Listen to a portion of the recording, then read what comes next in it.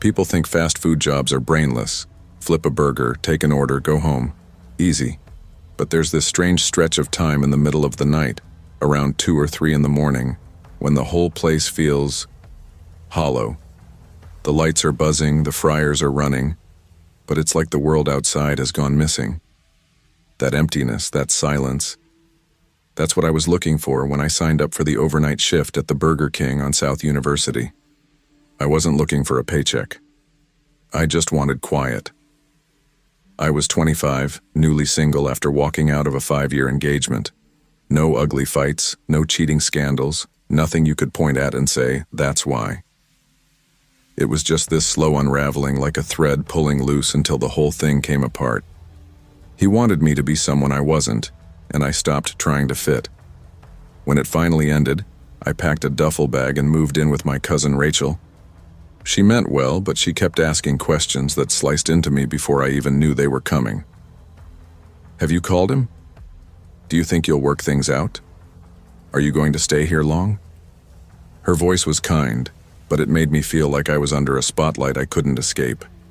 So I started staying away, ducking the conversations before they even began. The graveyard shift was perfect. No sunlight, no polite small talk. Just me and an empty restaurant. Jan, the manager, was a woman in her 50s who'd been through 2 divorces and cared about exactly one thing, the register balancing at the end of the night. She usually left before 2, muttering something about trusting me to close. I didn't mind. Fewer people meant fewer eyes on me. Most nights blurred into each other, a couple of worn-out truckers wanting coffee, night nurses too exhausted to speak in full sentences, maybe a drunk college kid begging for chicken fries because Taco Bell was too far.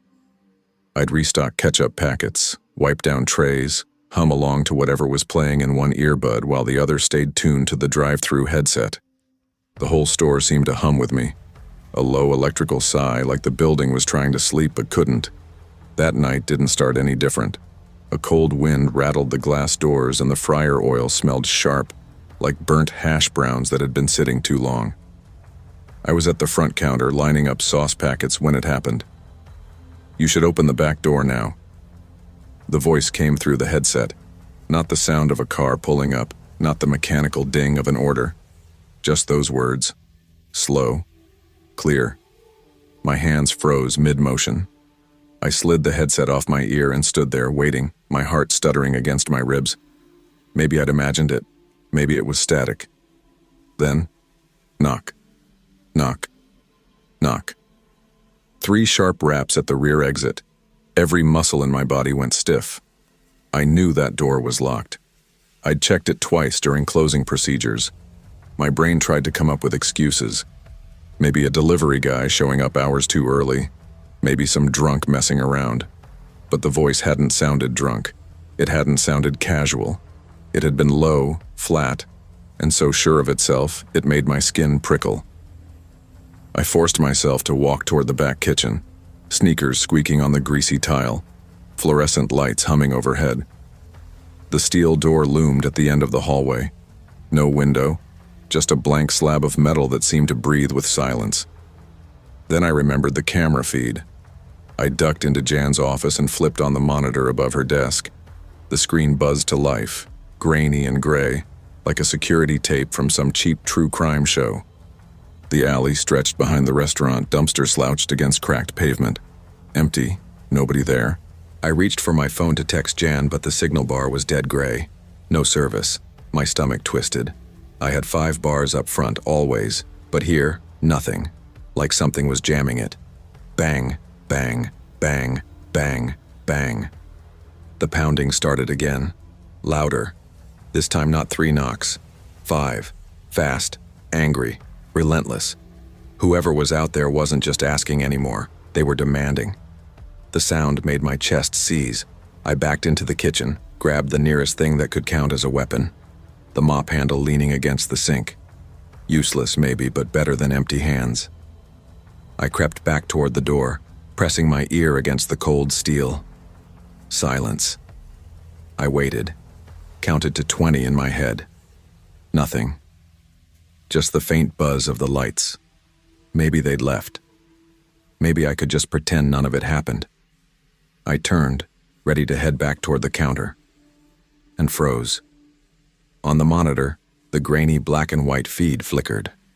A figure had appeared in the alley, a man moving slowly, dragging something heavy across the cracked pavement toward the dumpster. He was tall, wearing hospital scrubs. Blood streaked his arms, glistening under the grainy glow of the security feed. His walk was off, slow, uneven, like each step cost him something. He dragged what looked like a heavy bundle, maybe a blanket, maybe a body bag, and dropped it by the dumpster with a dull thud. Then he stopped, lifted his head, and turned toward the camera. His face was pale, hollow. He stared straight into the lens like he knew I was watching. That's when the alarm beeped. The back door had just been opened. I don't remember screaming, but I must have. My throat was raw for days afterward. I slammed the office door shut and twisted the flimsy knob lock until it clicked. It was one of those cheap twist locks that felt more like a suggestion than actual security. I pressed my whole body against the door anyway, praying the weight of me would be enough. For a few seconds, there was nothing. Dead silence. I grabbed my phone again. Still no signal. Not a single bar. Then I heard them. Footsteps. Heavy, deliberate, dragging across the tile. He was inside. His breathing came next. Harsh, ragged, like someone on the verge of collapsing. The sound was close. Too close. He stopped just outside the office door. Then came the voice. Phone, keys. The same voice I'd heard earlier through the headset. Calm, commanding, too steady to be human in the state he looked. I froze, chest clamped tight, trying not to make a sound. "Don't be stupid," he said after a pause. "I don't want to hurt you." Those words made my blood run cold. They weren't reassuring. They were a threat dressed up as kindness. Hands trembling, I pushed my phone and keys under the gap in the door. A hand appeared, bloodied, trembling, veins bulging, and scooped them up. Then silence again. I waited. 10 seconds, 30, a full minute. My pulse was hammering so hard I thought he'd hear it through the door. Then I heard the front bell chime. The door sensors. He'd walked out the main entrance. I forced myself to count. 1, 2, 3, all the way to 300. 5 full minutes. My legs were numb by the time I moved. Still clutching the mop like it was a weapon, I inched out of the office. The kitchen looked normal. Fryers humming, lights buzzing, same as before, except for the back door. The metal frame was bent, the deadbolt hanging loose, kicked clean out of place. I pushed outside, chest tight, scanning the lot. Nothing but cold air pressing against me and the sharp tang of oil clinging to my clothes. Then headlights washed over the lot. A garbage truck lumbering in to empty the dumpster. I bolted toward it, waving my arms, yelling, my voice shredded. The driver leaned out, eyes wide like he wasn't sure if I was drunk or insane. But he opened the door, let me climb in. My hands shook so badly I could barely hold onto the rail. We called 911 from his radio. The cops came fast, lights flashing against the empty asphalt. They swarmed the building, asking me questions I could barely process. I remember one of them saying the man had escaped from a mental health facility just 12 blocks away. He'd stabbed a nurse, barefoot, bleeding, and disappeared into the dark. They confirmed it was him by the prints he left on the counter. The same counter where I'd served drive-through orders earlier. He'd been there, watching me, and I never noticed. They found the nurse's scrubs by the dumpster, and something else they wouldn't explain. When I asked, their eyes slid away, like they didn't want me knowing. I quit the next morning. No argument from Jan. She just gave me this look, a flat, weary nod, like she'd seen things before and understood. Within weeks, I moved out of Rachel's place, got a small studio in Midtown, took a remote data entry job. Boring, sure, but I sleep at night now. Mostly. Some habits don't leave, though. I never use drive-thrus alone anymore. Doesn't matter if it's pouring rain at 2 in the morning. I park, I walk inside. At home, I double lock every door, then I check them again. My phone stays charged. I make sure every room has signal. People think horror is some monster under the bed, some shadow in the corner. But real horror? Real horror is how close danger gets. Just on the other side of a thin door you thought was locked. He didn't float through walls like a ghost. He walked in like a man who wanted something. A man who saw me and decided I wasn't leaving that night. And in a world that tells women not to be dramatic, not to overreact, to smile and be polite, stories like mine are reminders. Discomfort isn't paranoia. Fear isn't weakness. It's warning. It's survival.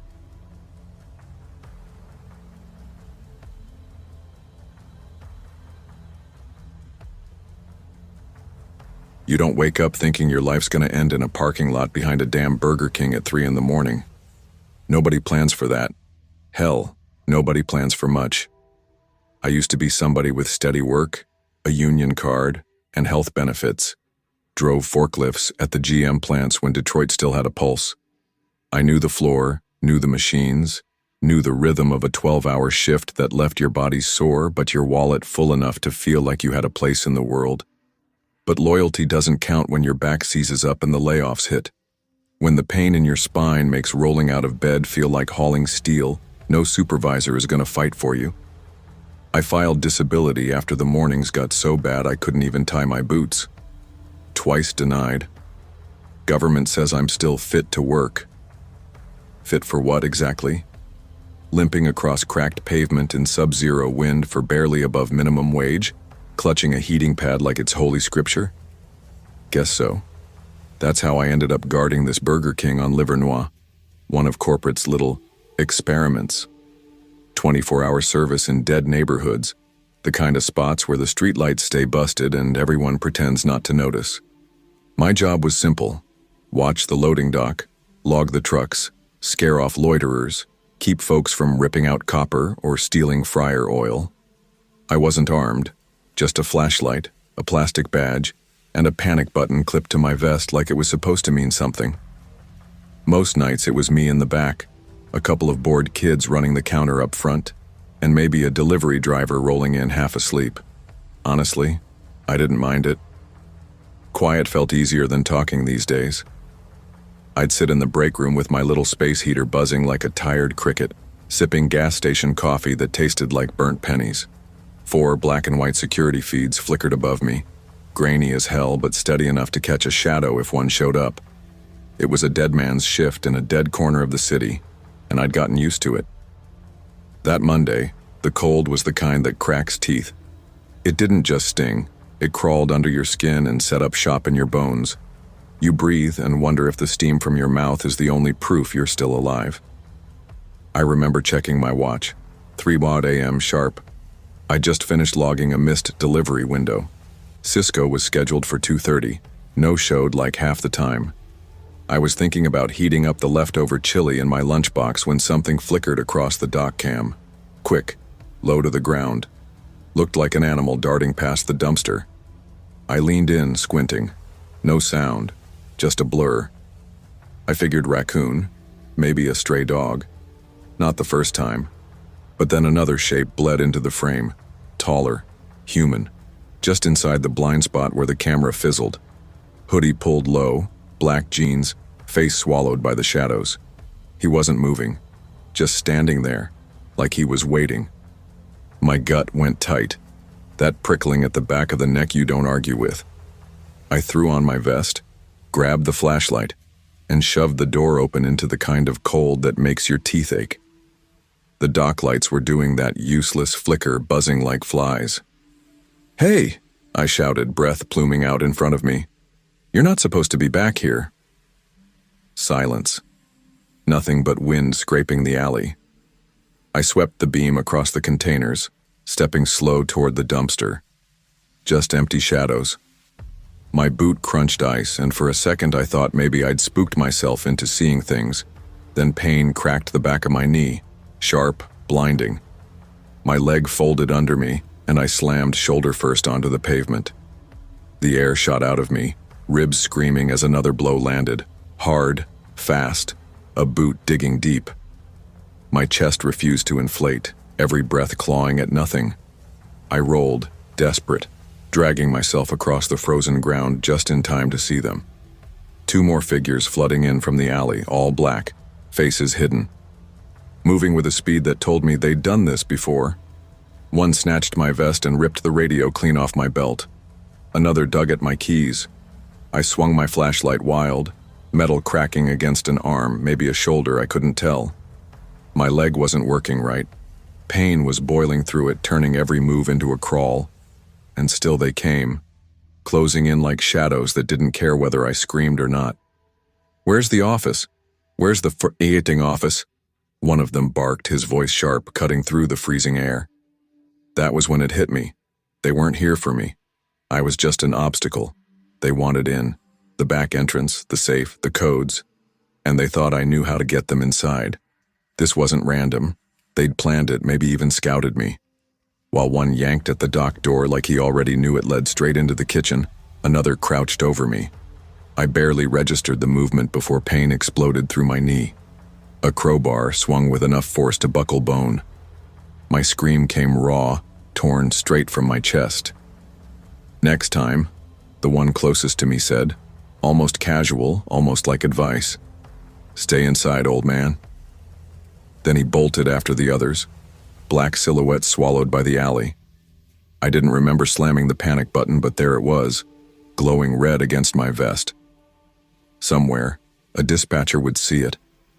Somewhere, help was on the way. I laid there for what felt like hours, lungs working in ragged sips of air. Snow was falling in soft flakes, blurring the world into something unreal. My ribs screamed with each breath. My leg throbbed with every heartbeat. My tongue tasted of blood where I'd bitten through it. I started crawling, hands burning against ice, elbows dragging me inch by inch until the break room door was under my fingers. I pulled myself inside and collapsed against the heater, the buzz of it sounding like salvation. The adrenaline bled out, leaving nothing but pain. Every bone felt broken, every breath a knife. 7 minutes later, red and blue lights painted the lot. 7 minutes, longer than I'd thought I'd survive. The cops came fast, guns drawn, EMTs right behind them. They loaded me onto a stretcher. As they wheeled me out, I caught sight of the security monitors still flickering their grainy black and white feed, showing nothing useful. "Guy's lucky," one officer muttered, thinking I couldn't hear. They knew this place. That sentence hit harder than the crowbar, because he was right. They hadn't stumbled in drunk. They hadn't tested the front doors or circled aimlessly. They came straight for the loading dock, straight for the weak point. Someone told them, or someone had been watching. 3 days in the hospital. Concussion. 2 cracked ribs. A shattered kneecap. The doctor told me I'd walk again, but not without a limp. The company offered a desk role, counseling, paid leave. I told them no. I never worked another night shift. Instead, I turned my house into a fortress. Camera on the porch. Camera over the driveway. Motion lights on every corner. My neighbors laugh. They say I'm paranoid. Maybe I am. But I keep replaying that one moment. The second I almost buzzed them in, thinking it was just an early truck. That's what keeps me up. Not the crowbar, not the pain, the near miss. If I'd pressed that buzzer, they wouldn't have just gone for the safe. They could have gone after the kids up front, the cashier. Hell, they could have killed me anyway. The scariest part? I still don't know if they ever caught them. Nobody ever said. Maybe they never will. What I do know is this. Routine is dangerous. It dulls your guard. That split second when you think you're safe, when you stop listening to the knot in your gut. That's when it happens. That's when you lose everything. Just because it's quiet doesn't mean it's safe.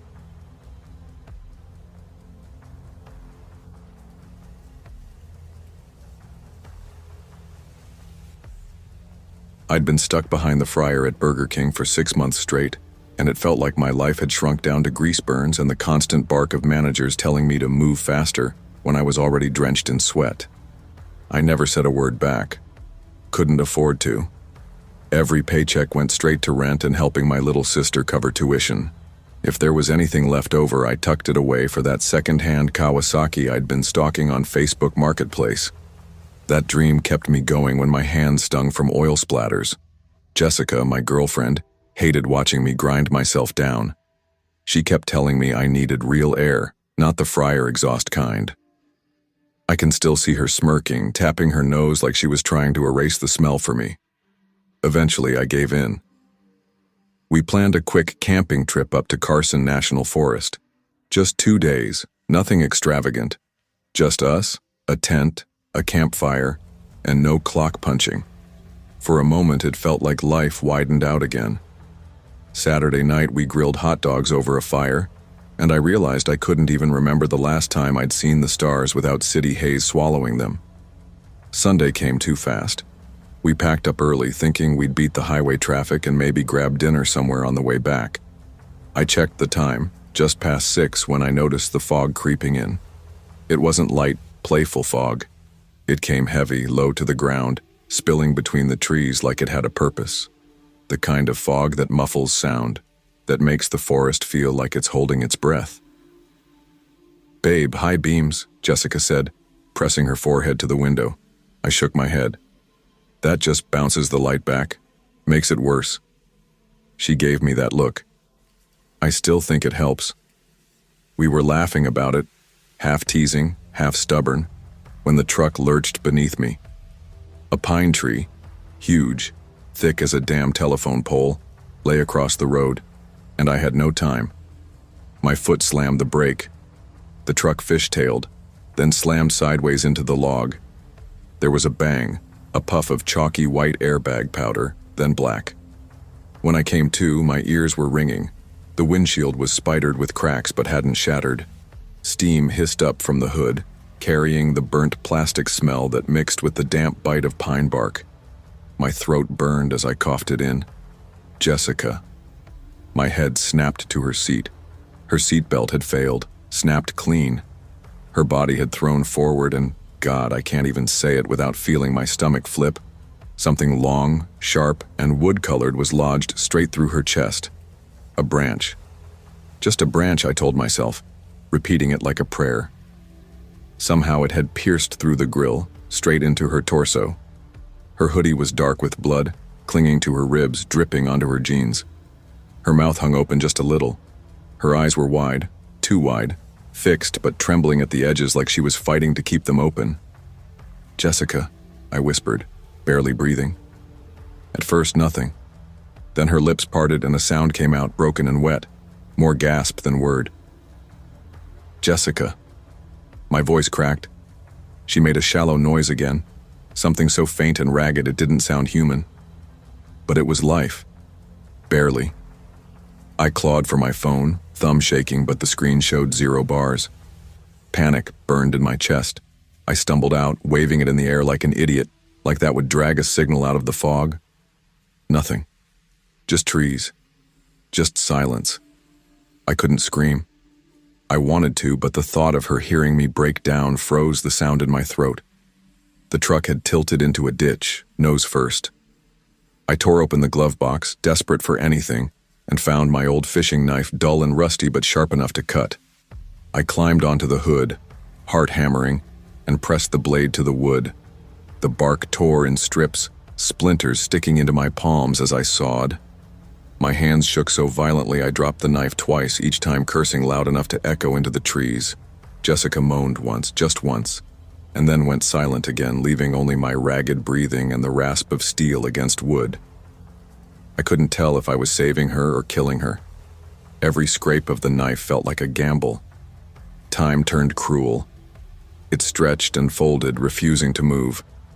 Maybe 40 minutes passed, maybe longer. My arms went dead, my hands blistered. I kept sawing, because stopping meant facing the truth that I didn't know what the hell I was doing, that I might already be too late.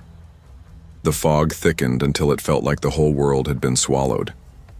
The last of the sun slid below the tree line, leaving us in a gray wash that pressed against the glass.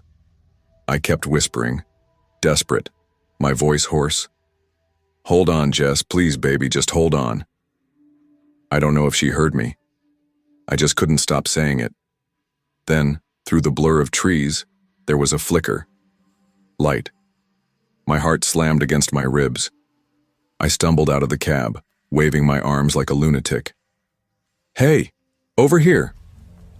A rusted red pickup rolled slow out of the fog.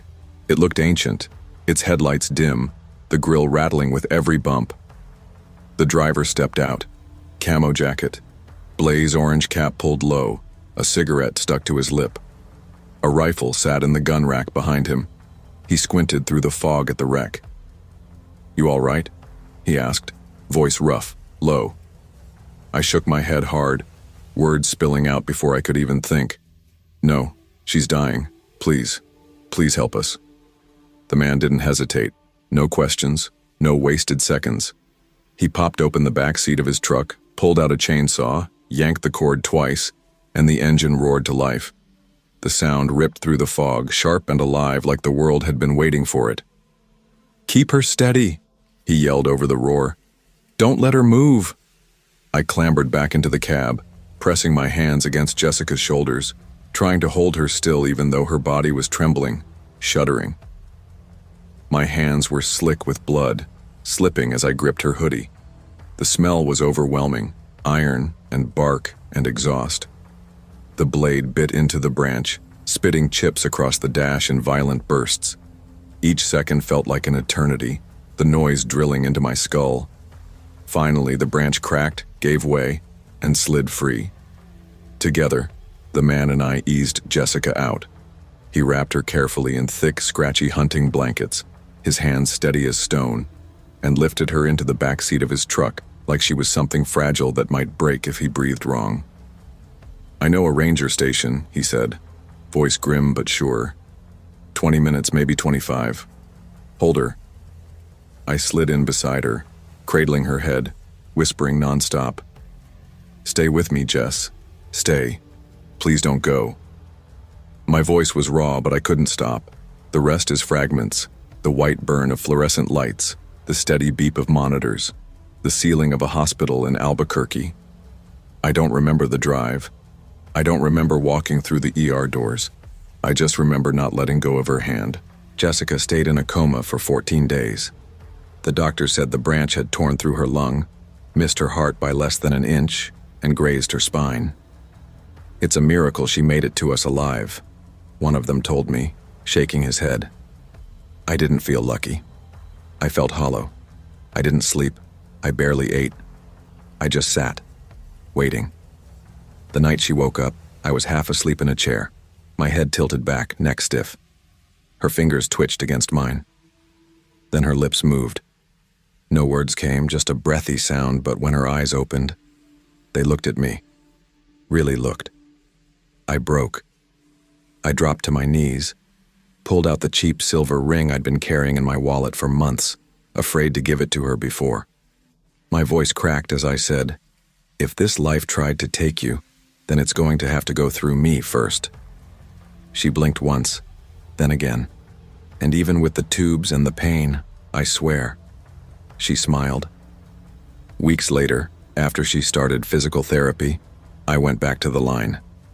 Same grease, same fryer, same endless sizzle of fries. But it wasn't the same. Every hiss of oil sounded like fog breaking open on a dark road.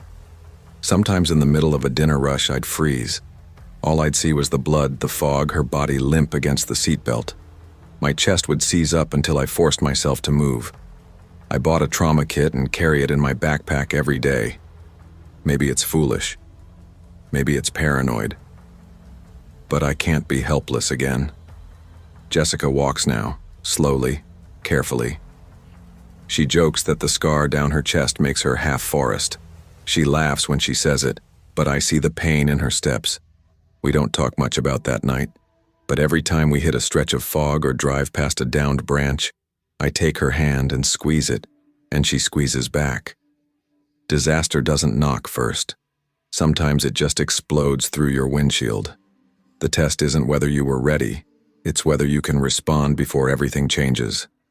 And if you love someone, show them now, because 1 hour, one choice, can redraw your whole life.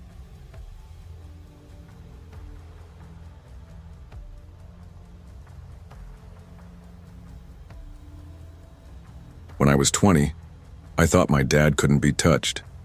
He didn't have money stacked away like people imagined, but he had a way of making the world treat him like he did. He wore pressed shirts, shiny shoes, and carried himself with this sharp, untouchable confidence, like he could walk into a stranger's living room and claim the couch. Back home in Bentonville, Arkansas, everyone knew him as the import-export guy. That was the polite way of saying he dealt in antiques and restoration projects. But the way he described it, you'd think he was on some holy mission, preserving the past, he'd always say.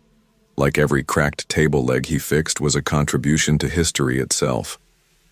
I believed him. Hell, I worshipped him. That summer, I was just a kid pushing buttons at the front counter of Burger King trying to balance night classes at the community college.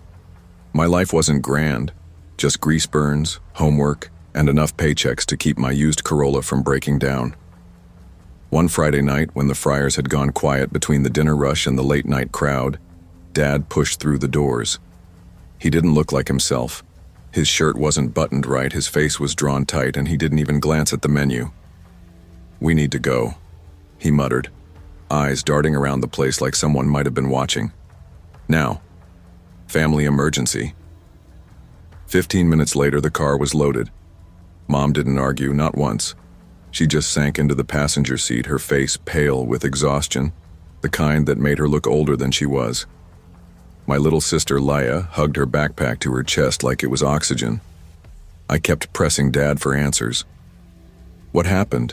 What kind of emergency?" "Business," he said, his tone clipped, flat. "Complications in Indiana.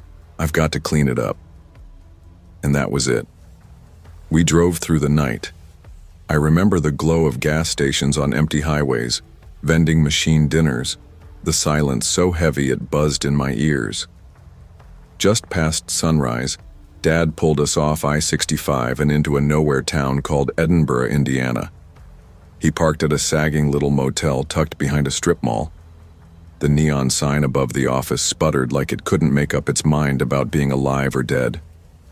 Through our window, the red flicker from a Burger King logo across the parking lot pulsed into the room like a heartbeat.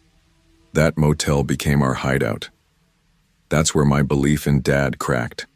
The air inside smelled like mildew soaked into the curtains, with stale cigarette smoke layered on top, the kind of stench that clung to your clothes no matter how much you washed. The furniture belonged in a dump, scratchy floral bedspreads, a buzzing lamp that wouldn't turn off unless you yanked the plug. Dad didn't settle in. He paced the parking lot or whispered into his phone.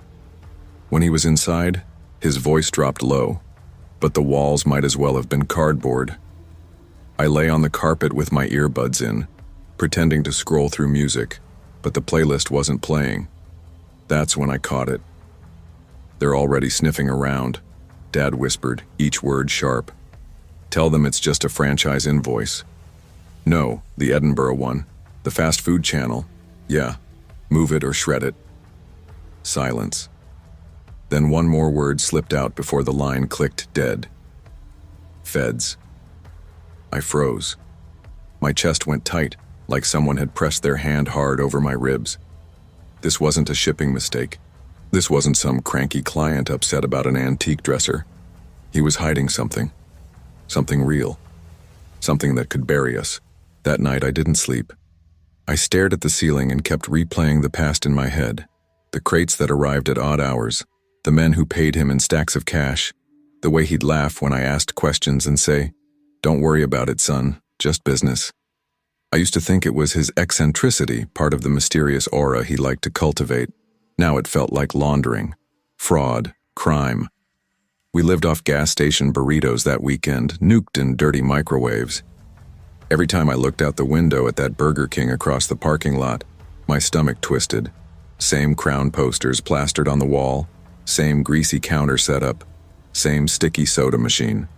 It could have been the one I'd left back in Arkansas. The same, but not. It felt like a copy in a nightmare. A twin store holding a secret I wasn't meant to name. And all I could do was sit there, pretending not to know that my father's life, our life, was built on something rotten. Only this one turned out to be a lie. 2 nights later, he was gone. No goodbye, no warning, just vanished. Sometime after 3 in the morning, he slipped out. Mom thought he'd run down to the gas station for cigarettes. By noon, the bed was still cold, his duffel gone from the foot of it. No note, no call, just absence, like he'd been erased overnight. Mom kept stabbing at her phone, listening to his voicemail pick up again and again. Laya clutched her backpack and sobbed until her voice cracked. I sat there useless, listening to both of them unravel. The knock came around 6 that evening. 2 men stood at the door. One wore a windbreaker with a Department of Homeland Security badge clipped to his belt. The other looked carved out of concrete. Gray suit, no smile, a small black notepad balanced in one hand. "Is Robert Calloway here?" the agent asked. My mom froze, her hand still clutching the doorframe. He went out. They exchanged a look that made my stomach drop. "Ma'am," the man in the suit said evenly, "we're conducting an investigation into fraudulent business operations involving counterfeit goods, including stolen or misrepresented antiquities. Does that sound familiar to you?" Her silence said more than words. They didn't press her about us. They weren't here for the family, only him. But the questions kept coming anyway. Did he use this location for storage? Did he ever hold business meetings here? Did he mention the restaurant across the parking lot? Did he leave anything behind?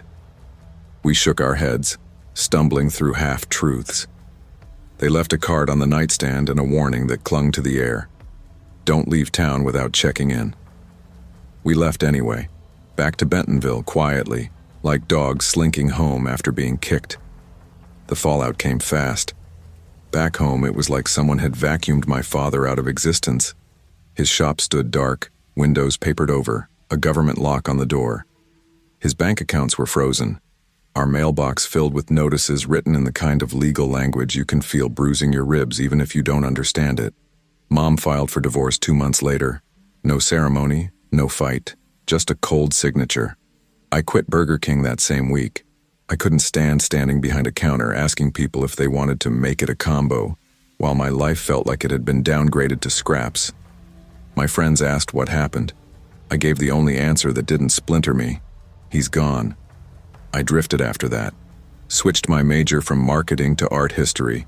At first it felt like running away, but then it started to feel like running towards something.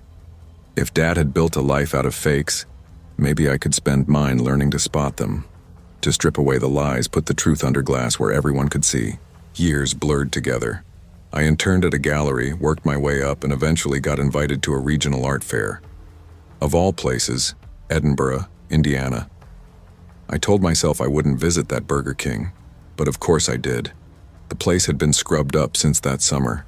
Fresh paint, digital menus, cushioned booths, trying hard to look modern like the past had been gutted and replaced with something shinier. But the bones were the same. I stepped in wearing a blazer, clean-shaven, pretending I was just another traveler grabbing a bite.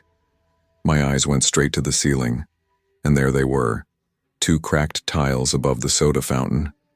Faint, almost hidden, the same cracks that had been there 8 years earlier, when the neon light from the motel window had bled into the room. They hadn't fixed them. I stood there, every memory rising back at once. Mom's quiet, Laya's crying, that motel that smelled like mildew and smoke. My father's voice in the dark whispering lies about franchise invoices. He built everything on a lie, I whispered, my throat tight. Even the food court. I didn't order, didn't stay. I just walked back out into the Indiana evening. Now I collect truths, not antiques, not heirlooms. Truths. Sharp, ugly, unpolished. The kind you don't display in glass cases. The kind that don't crack under pressure. Because not everything we inherit deserves to be kept. Some legacies are meant to shatter so we can rebuild from the shards and call it our own.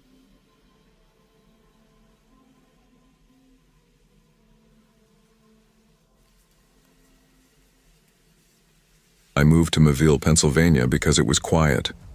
After 23 years of living under my parents' microscope, being told what to wear, how to speak, when to smile, I felt like I was suffocating. I needed space, even if it was just across the state line. Crossing that border felt less like a move and more like slipping into a version of my life that could finally be mine. I rented a small one-bedroom above a bakery that smelled like sugar at dawn and like burnt dough by noon. The ovens roared awake too early, and the place shut its doors too fast, leaving the street oddly hollow in the evenings. I signed up for night classes in graphic design at the community college and landed a cashier job at the Burger King on Water Street. It wasn't glamorous, but it was steady, and for a few hours each shift I could vanish behind a name tag and a drive-through headset. Just another voice saying, "Welcome to Burger King. May I take your order?" Most of my shifts were early evenings, nothing wild. Truckers, exhausted parents, wrangling toddlers, the occasional group of college kids looking for cheap fries. It was routine, forgettable. But one week when my manager caught the flu, she asked me to cover the late shift. I needed the hours. That's when I first saw him. Booth number 6, far corner, sitting just outside the sickly cone of light from a bulb that flickered like it was trying to die. He was tall, late 30s maybe, with a beard that looked like it belonged on someone who hadn't shaved in months. His coat wasn't really a coat. It was heavy and shapeless, draped over him like a brown blanket. He ordered only water. No fries, no burger, no coffee. Just water.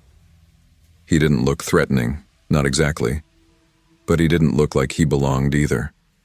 I remember walking past and asking lightly, "Are you waiting on someone?" He smiled, small, polite, wrong somehow. "Nope, just passing through." And he stayed until close. The next night he was there again, same booth, same glass of water, no phone, no book, no distraction, just eyes, watching. By the third night I was refilling ketchup packets when I passed his booth. His voice stopped me cold. "You changed your hair." I had, just barely. A simple clip, pulling it back tighter. I hadn't told anyone. The comment sank into me like ice water. My stomach curled. I forced a smile, muttered something like, "Yeah, I guess," and walked away. Too fast, faster than I meant to, toward the Fryer station. My hand shook so badly I almost spilled the ketchup. That was when I noticed something else. I never saw him come in. The realization hit me harder than I wanted to admit. Every night that week, I clocked in 10 minutes early. I'd check the parking lot, glance through the windows. Empty. But by the time I tied my apron and turned around, he was already there. Booth 6. Always the coat. Always the stillness. He didn't sit like a customer waiting for food. He sat like someone who had arrived hours ago, settled into the space like it belonged to him. I told myself I must have missed him walking in. Maybe while I was tying my shoes or fiddling with the back computer or adjusting my headset. But the thought gnawed at me. How quiet he seemed. How he just appeared. By Thursday, I was walking on eggshells. My manager, still pale and coughing, kept thanking me too enthusiastically for covering her shift. I didn't want to add to her worries, so I kept my mouth shut. But something was wrong. That night, closing was almost finished. The last chore was cleaning the women's restroom. I grabbed the mop, opened the supply closet, and froze. Hanging inside, on the hook where we kept spare aprons and dust rags, was his coat. My throat locked. I hadn't seen him come in that night. Booth 6 was empty, but the coat was here, in the building, in my space. I turned around. He was standing in the hallway, not close, but close enough to block the exit. His face was faintly lit by the overhead bulb. He smiled, almost gentle, as if this was a reunion instead of a nightmare. "I used to sit here back when you worked in Pittsburgh," he said calmly. His voice was steady, warm even. "Remember that coffee shop on 6th? My breath snagged. That cafe had closed over a year ago. I'd only worked there for 6 months before moving. I could barely remember the faces that passed through every day, but he remembered me. "You always apologized when you ran out of oat milk," he added, chuckling under his breath. "You always said sorry too much." I backed up until my shoulders hit the shelves inside the closet. My fingers brushed against the cold metal of the fire extinguisher, but I didn't dare reach for it. Not yet. Not with his eyes on me. "I followed your work online," he added, his voice low, almost conversational, as he stepped forward just enough for the space to shrink. "You have a soft line, like you draw with guilt."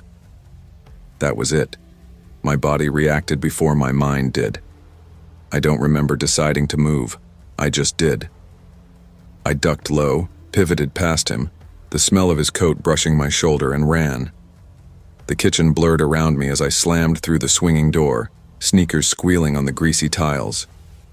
I hit the back fire exit bar so hard it bruised both palms. The alarm shrieked into the night. Cold air smacked me across the face. I sprinted over the icy parking lot, lungs burning, past the dead drive-thru speaker, straight toward the glow of the gas station next door. I didn't look back until I was behind the bulletproof glass of the counter, bent double, gasping like I'd drowned and broken the surface. The attendant, barely 19, slouched behind the register with a phone in his hand, looked like he was about to crack a joke until he saw my face. His smirk fell. "You okay?" he asked. "Call the cops," I rasped, voice tearing in my throat. "Please." 18 minutes. That's how long it took them to show up. 18 minutes where I stood trembling under buzzing fluorescent lights, staring at the Burger King across the lot like he might glide out of the shadows at any second, like he'd tap on the glass with that faint, knowing smile. But he never came. By the time the officers searched the building, he was gone. No coat, no footprints in the slush outside. Just silence so thick it pressed on my ears, making the hum of the overhead lights sound unnatural, almost angry. But they found something. In the supply closet where I'd seen his coat hanging, they pulled out a notebook. Black cover, warped from moisture, corners fraying. When they opened it, my name was written on the first page. After that came dates, times, locations, sketches of me, sitting at the cafe, walking out of class, carrying groceries. Some pages listed the most trivial details: what sandwich I ordered for lunch, how I wore my hair, the exact shade of pen I used in my sketches. One page broke me. A list written in my handwriting. "Sorry for the wait. Sorry we're out of vanilla. Sorry I didn't see you." My voice, my old apologies copied and cataloged. The police said he had likely been following me for over a year. I quit the next morning. No 2 weeks' notice, no final paycheck. I didn't even bother to clear out my locker. I went home, stuffed everything I owned into boxes and garbage bags, and drove east to Albany by nightfall. My cousin Jen had a spare room, heavy curtains and deadbolts on every door. I filed for a protection order. The cops searched for him, but nothing turned up. No fingerprints, no ID, no registered vehicle. They said he probably used fake names, maybe burner phones. They told me I was lucky. I didn't feel lucky. I felt contaminated, like he had seeped into my skin and nested there. I tried to go back to classes, but I couldn't focus. My sketches changed. My professor told me they had grown sharper, more anxious. He meant it as praise. I didn't take it as one. Now, I don't start with light outlines the way I used to. I start with shadows, with the shape of a figure I can't stop seeing. It's been a year. I've rebuilt most of my life. I work part-time at a small art supply store, take commissions, pet portraits, digital logos. It's quiet, safe enough. But I don't take night shifts anymore. I don't walk home alone. I don't sit with my back to any door. And every time I clean a closet, I check it twice. People tell me I'm too cautious, too jumpy. They smile kindly when they say it. I smile back, but I don't tell them the truth. Once you've been watched like prey, the feeling never leaves. You just learn to trace it faster, to draw the outlines of danger before anyone else sees the shape. I'm not the same girl who used to apologize to strangers for no reason. I don't apologize for being afraid anymore. I survived him, and I'll never go back to booth 6. If your instincts whisper, listen. You don't owe kindness to someone who makes you feel unsafe. Not every quiet smile is harmless. Not every watcher wants to be seen.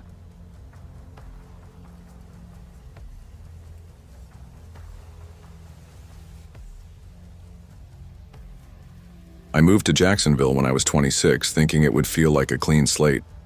My internship in remote marketing paid enough to cover rent. My online classes kept me busy, and on paper everything looked steady. But the silence of a new city set in faster than I expected. It was the kind of loneliness that made the walls of my room feel like they were leaning in. My roommate Jess kept pushing me to get out there, even suggested dating. "Just go meet people," she'd say, waving her phone at me. "You don't have to marry them." So one night I gave in and downloaded a few apps, telling myself I only wanted conversation, companionship, nothing heavy. That's when I matched with David from Orange Park. His profile made him look approachable. Early 30s, scruffy beard, vintage jackets, captions about handwritten letters and retro diners. His messages had a kind of calmness to them. Long paragraphs about his favorite books, the way he liked to unplug on weekends. For the first time in months, I felt noticed. After a week of back and forth, he suggested we meet. "Nothing fancy," he wrote. "Burger King on Atlantic, then a movie across the street." It sounded so simple it felt safe. I told him I'd be driving my white Civic. He promised he'd be there by 7, wearing green. I pulled into the lot a little late, around 7:10. My stomach dropped. The man waiting wasn't the softly smiling David from the photos. He looked closer to 40, with a bushy, unkempt beard and a jacket so oversized it seemed to swallow him. He kept shifting on his feet, jittery, as I walked up. I told myself maybe the photos were just old. I'd already come this far. Inside, I ordered fries and a Coke, trying to act casual. He didn't say a word to the cashier, just stared while I fumbled with my tray. At the booth, he gave me a soft smile, but his eyes didn't blink enough. His gaze sat heavy, like a weight pressing me into the seat. "You live alone now, right?" he asked, voice so low I almost thought I misheard. My hand froze halfway to the fry box. I never said that out loud. Had I slipped in a text? I couldn't remember, but my stomach clenched. He stretched his legs under the table, leaning forward. "You probably don't want more fries after that shift," he added, like he was being helpful. My chest tightened. I hadn't told him where I worked, much less when I worked. A chill crawled up my back, prickling every nerve. I forced a thin smile and stared at the fizz in my Coke, trying to steady my breathing. The window beside us reflected our faces side by side, and all I could think was, "This is wrong." I picked up my phone, thumb hovering over a half-typed text to Jess about homework deadlines, trying to make it look normal. That's when his hand darted across the table. His fingers brushed my wrist. Light, but enough to jolt me. He pulled back quickly. "Sorry," he murmured, lips curving into a faint smile. "Just thought I sensed you weren't okay." I shook my head, forcing out a laugh that sounded wrong even to me. "I'm fine." Then his phone lit up. The glow bounced off his jacket and reflected in the window. My heart thudded as I saw what was on the screen. It wasn't a dating app, it was my Facebook page. Not recent, an old post from 2020. A photo of me with friends, words about moving away from home, about anxiety. My pulse hammered in my throat. No one who just wanted a retro diner vibe first date would be scrolling through years-old posts.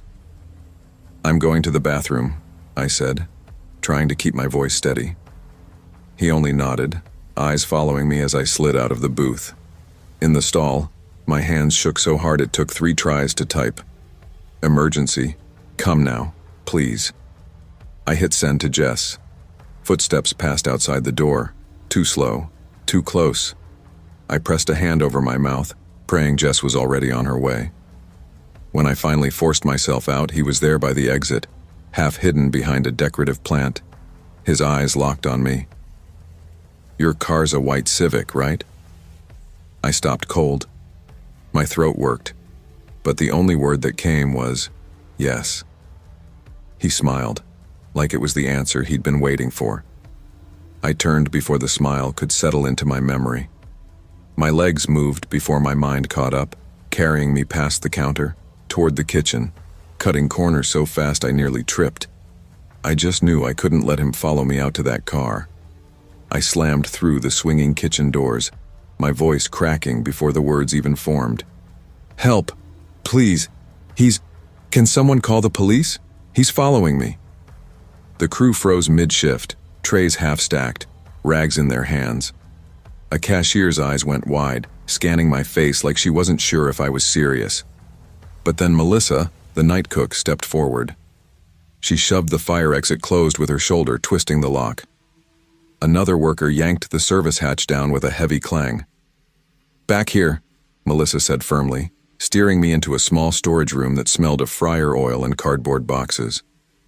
I collapsed onto a crate, chest heaving. My words tumbled out in broken loops. Booth 6. He was in booth 6.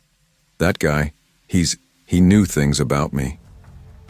They exchanged worried glances but stayed close, one of them hovering near the door like a guard. Sirens cut through the night a few minutes later, faint at first, but growing sharper, vibrating through the walls. Each sound jolted me. I kept whispering to myself, "Someone's here. Someone's coming." The police arrived at 7:47. Their questions came fast, clipped. Description, phone screen. What exactly did he say? I told them everything. The bushy beard, buffalo plaid shirt hidden under his coat, the watch cinched too tight against his wrist. I told them how he knew I lived alone, how he knew about my shift. My voice shook, but I forced the words out. They searched the lot. An officer came back holding a clear evidence bag, a burner phone fished from a storm drain. On it, screenshots of my Facebook profile, years-old posts, even voice memos labeled with my name. Lena Price. "You did the right thing," one officer said, hand heavy on my back. Another added, "You're brave. You're lucky." Their words felt like a mix of comfort and dismissal, a way to close the file and move on. I left the Burger King under their escort. The parking lot lights glared white-hot, drilling straight through my chest. The next morning, I wiped every dating app from my phone, deleted the accounts, changed my number. I texted Jess, "I need to stay with you for a while." She didn't ask questions, just cleared a corner of her apartment.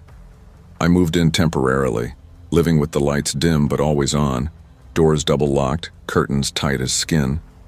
When I reinstalled social apps, I did it under false names. I set up layers of privacy, even planted fake details, made up jobs, phantom trips, posts about nights out that never happened. At school, I sat down with a counselor. They didn't minimize what happened. They called it what it was. Not physical harm, but a psychological attack. Emotional violence. Trauma. The fallout was everywhere. My stutter came back harder, words tripping over themselves whenever I spoke to strangers. Apologies spilled from me like a reflex. If someone brushed my arm or tapped my shoulder, I flinched so hard it embarrassed me. But I recognized the signs. I wasn't unraveling. I was adapting. My artwork shifted too. In class, my designs darkened, jagged lines, heavy shadows choking the figures. One professor pulled me aside. "These feel anxious, Lena, but they're honest." I nodded, because they were me. Jess didn't push me to talk, but she left little offerings, vintage postcards, old fountain pens, nudges toward letter writing like David, the fake David, would have loved. I kept them tucked away. I couldn't pick them up. 4 months later, I feel steadier, stronger in ways. I've started sitting in coffee shops during the day, sketchbook open, though I choose my seat carefully.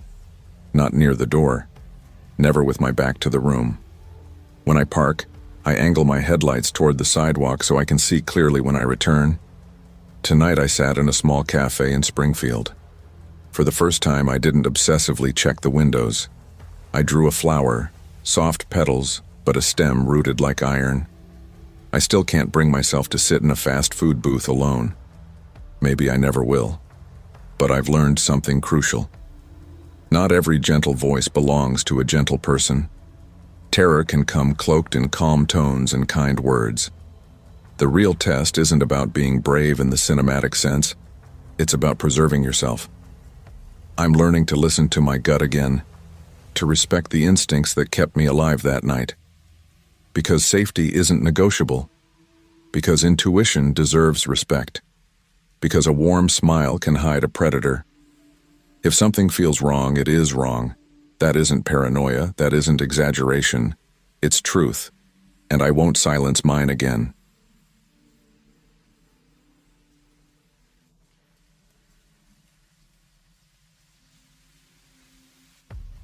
They say the holidays either pull you home or push you farther away. For me, it was a messy kind of both. It was the Thursday before Christmas, December 21st, and I had just stumbled out of another night shift at the Burger King on West Florida Avenue in Tampa. My shirt smelled like fryer oil, the grease stains on my chest pocket already set in from hours ago. The paper name tag was still pinned crookedly above my heart. I hadn't even bothered to take it off. I was too tired, too wired, running on a mix of caffeine, the stubborn momentum of routine, and this shaky, desperate idea that maybe, just maybe, driving 6 hours overnight would fix the 3 years of silence between me and my mom. Georgia wasn't far, not if you drove straight through without thinking.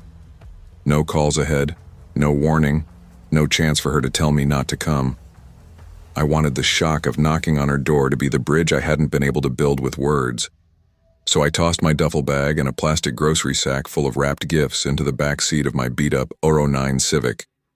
The air still smelled faintly of fryer oil clinging to me, but I cranked the heat anyway, rolled my shoulders, and pulled onto I-75.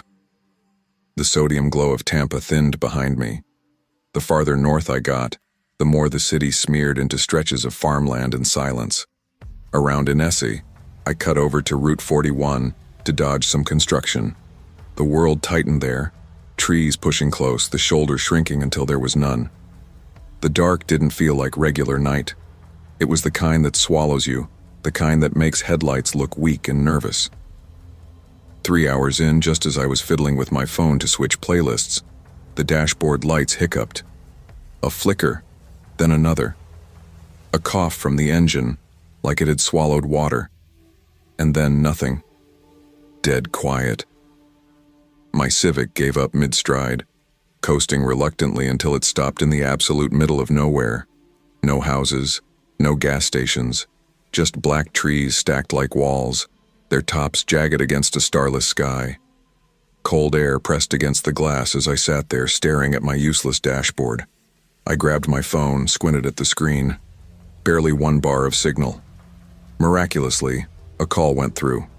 Roadside assistance. "Tow's on the way," the guy on the other end said, his voice tinny, full of static. "Sit tight, 40 minutes, maybe less." I told myself that was fine. Annoying, but fine. 40 minutes in the dark wasn't a story. It was an inconvenience. Except 20 minutes later, I realized the heat had drained completely. The car was bleeding cold faster than I could rub life back into my fingers. I killed the engine all the way, thinking I'd conserve what little battery was left. My breath puffed pale in the air. It was quiet. Too quiet. Not highway quiet. No hum of far-off cars, no wind in the branches. Just a vacuum pressing against the glass. Then the headlights dimmed. Flickered once, twice. Gone. My chest sank with the dark. I blinked hard, leaned forward to squint through the windshield. And that's when I caught it in the side mirror. Movement. A figure. Slow. Deliberate. Someone walking the line of the road, stepping out of the tree line without a sound. No flashlight, no car anywhere, just there. My hands moved before my brain caught up. I hit the lock button, the doors thumping closed around me. My heart felt like it had tripled in size, thudding against my ribs. The man didn't stop. He didn't wave, didn't shout for help. He just kept coming, steady as if the road belonged to him. Then, like it was nothing, he turned off into the woods again. Vanished. I held my breath, waiting for the sound of retreating steps. But then he reappeared, on the other side, the passenger side, as though he'd circled behind the tree line just to prove he could. And this time, I saw his face. He came close enough to press his cheek to the glass, his breath fogging little circles on the window. His lips moved barely at all when he whispered, almost intimate, "You still wearing your little crown?" The words landed like a blade in my stomach. I knew that voice, that face. 2 months ago, I'd kicked him out of our Burger King after he cornered a customer in the lobby. I remembered the way his eyes locked on me, unblinking as I told him to leave. He hadn't cursed, hadn't argued. He just walked backward out the door, still staring, like he was memorizing me, like prey. And now here he was, whispering at my window in the middle of Route 41. Panic doesn't make you scream, it makes you quiet. It strips everything down to math, distances, angles. How fast could I run barefoot on frozen asphalt? Would the locks hold if he yanked the handle hard enough? I slid out of the driver's seat slowly, crouching into the back seat to put metal between us. My phone trembled in my hand as I typed fast, thumbs fumbling. Text to Rena, guy from BK stalking me. RT41, that's all I managed to type before the signal died. Please send cops blinking unsent on my screen. No reply, no bars. I smacked my fist against the seat, not loud enough to echo, just a muted thud of frustration and fear. Outside, he was still circling. I could hear the crunch of his boots against the frozen dirt, slow, deliberate, like he was timing it with my pulse. Hands stayed in his coat pockets. No hurry, no panic, just ownership. Then came the faint click of a door handle. Passenger side, back door. Tested. Then the rear handle. Another click. Finally, the sound that nearly unstrung me. The dull pop of the trunk latch like he'd found the lever. My chest cinched so tight it felt like I'd swallowed wire. I shut off every light I could, ducked flat across the backseat floor, my body wedged between bags and vinyl. My breath slowed into shallow gasps, not enough air to feed panic but enough to keep me invisible. He circled again. The sound moved around me like a predator in grass. Then, so faint I wasn't sure I hadn't imagined it, I heard it. A laugh. One short, sharp exhale. Not mirth, not humor. Just acknowledgement. And then silence. I counted in the dark. 60. Then 60 more. My phone was a dead weight in my hand. My muscles ached from holding still. And then, just before salvation arrived, I heard it. His voice, softer than breath, right by the glass of my window. "Merry Christmas, Tyler." Hearing my name snapped something in me, like ice cracking underfoot. He hadn't just remembered me. He had been waiting. The tow truck's headlights finally carved through the black-orange strobe sweeping over the trees. I sat up fast, heart hammering, scanning. The road was empty. He was gone. Just gone. The driver climbed down, burly in coveralls, his breath fogging in the air. "Battery, huh?" I didn't say a word about the man. My voice came out small, rehearsed. "Yeah, just needs a jump." He nodded like he'd heard worse at midnight. Maybe he had. He hooked my Civic up to the flatbed while I climbed into the cab, every nerve in my body screaming to watch the tree line. Each shadow looked alive, stretching, waiting. We rolled into the next town around 1:15 a.m. I paid cash for the jump, avoided small talk, and then I pulled into the neon-lit safety of a motel parking lot. And I sat, engine off, eyes open, not sleeping, not even trying. The next day I made it to Georgia. Mom opened the door, surprised, her face folding into a smile. I hugged her hard, forcing my voice steady. "Just wanted to surprise you." We talked, but it wasn't real. Just filler, weather, TV shows, old neighbors. My mind wasn't there. It was still on Route 41, replaying the whisper, the fog on glass, the thought of what might have happened if I hadn't locked the doors, if I hadn't recognized that voice in time. I cut the visit short, left 2 days early. Back in Tampa, I begged for day shifts. When that didn't cut it, I handed in my 2 weeks. That was the last time I wore the paper hat, the name tag, the grease-stained shirt. Now I work differently. Freelance mornings, study nights, pepper spray in the glove box, phone always charged. I check the back seat before I drive, every single time. I haven't seen him again. Not really. But when my phone buzzes at night, I still glance at the window before I answer. I've started using burner numbers, reshaping my online life until I'm more shadow than person. It feels safer that way, safer to be hidden. What stays with me isn't just his face or the whisper, it's the fact he remembered. A random shift lead in a paper crown, insignificant to me, but not to him. He waited until I was alone, until I was weak. That kind of hate doesn't vanish. It lingers like a stain. Some jobs end when you clock out. Others come home with you. Always trust your instincts, especially when someone feels off in a way you can't quite explain. Not all threats announce themselves. Some wait, some watch, and sometimes the hardest part isn't surviving the night. It's convincing yourself the night is truly over.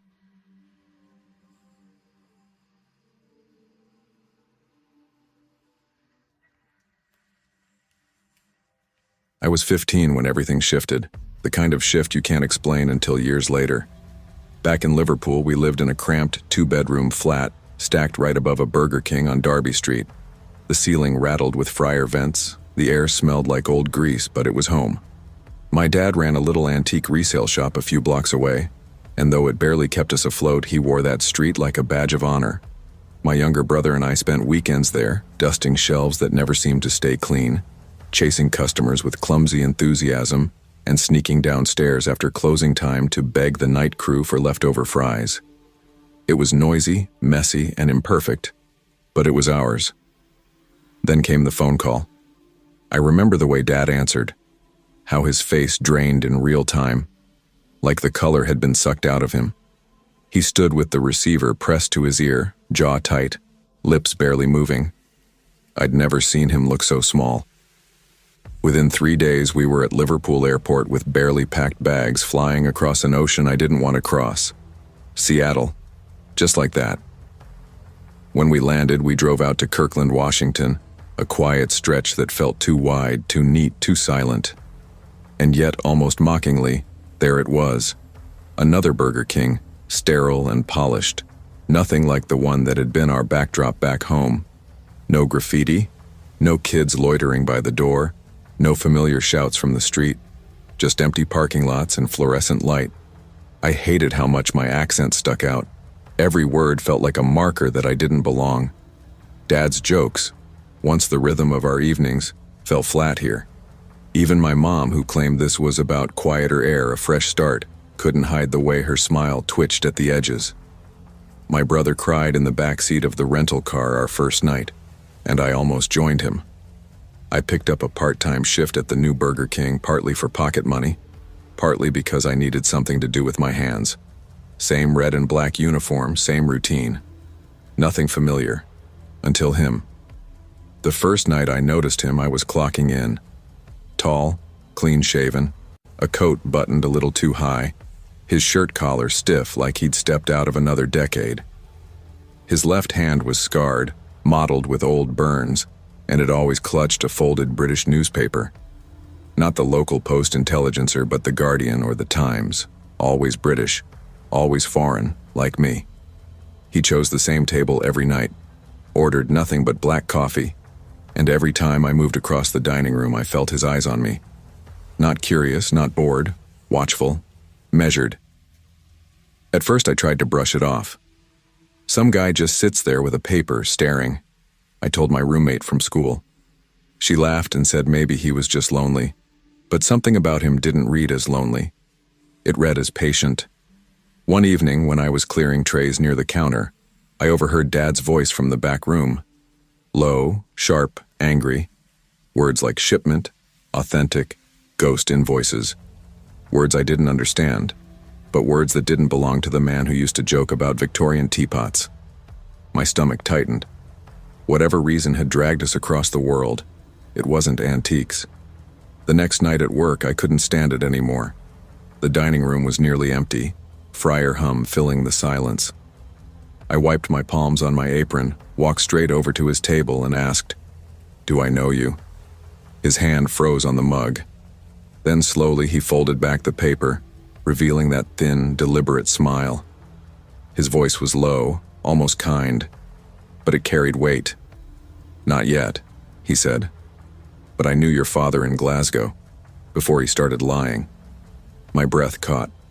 Glasgow. Antique dealer. My dad. I stumbled through the rest of my shift in a fog, and the moment I got home, I cornered him in the kitchen. The house was dim, Mom already in bed, toast crumbs still scattered across the counter. "You know that guy at the Burger King?" My voice cracked, shaking harder than I wanted it to. "He says he knew you in Glasgow. He said you lied." Dad stopped mid-motion, dishes still dripping in his hands. For a moment, something naked flashed across his face. Fear, raw and unmasked. Then he tried to cover it, reaching for excuses. "Old colleagues," he muttered. "Travel business. Nothing important." But I could see his hands trembling in the sink water. But I didn't stop there. The words just spilled out of me, louder and sharper than I meant them. "No more excuses. I want the truth." Dad dropped the dishcloth like it had burned him. His shoulders sagged, and for a moment he looked decades older. "Fine," he said, voice hoarse. "You want the truth? I was involved in selling memorabilia, refurbished pieces, mostly World War II stuff. Helmets, medals, shell cases. But some of it wasn't real. Some of it was black market." He rubbed his forehead, eyes raw and bloodshot. "Fake invoices, forged documents, restaurants overseas, Burger King franchises. Those were fronts to move shipments. Glasgow got too hot, too many questions, too many people starting to look closer." I just stared at him, my heart hammering in my throat. "So we moved across the world, not for a better life. Just because you were running?" He opened his mouth, then closed it, and that silence was worse than any confession. The lie wrapped itself around me, choking me. All the pride I'd had in him, in us, cracked. I hated it. Hated him for making me complicit without even knowing. I slammed the kitchen door hard enough to rattle the frame and stormed out into the night air. I didn't sleep at all. Every time I shut my eyes, I saw his trembling hands in the sink, the fear in his voice. By morning, the smell of grease and fryer oil from my uniform made me nauseous. 2 days later, I stuffed a single plastic bag with my things, wrote a blunt letter of resignation, and dropped it on the manager's desk at Burger King. Dad didn't argue when I told him. Maybe he couldn't. A month later, he was gone too. No big farewell, no confrontation. Just a folded sheet of paper left on the kitchen table. "Choose who you want to be." I chose a path. "I'm sorry." I moved out not long after, into a cramped little apartment above a second-hand bookstore. The air there was musty with paper dust, but it felt clean in a way fast food grease never did.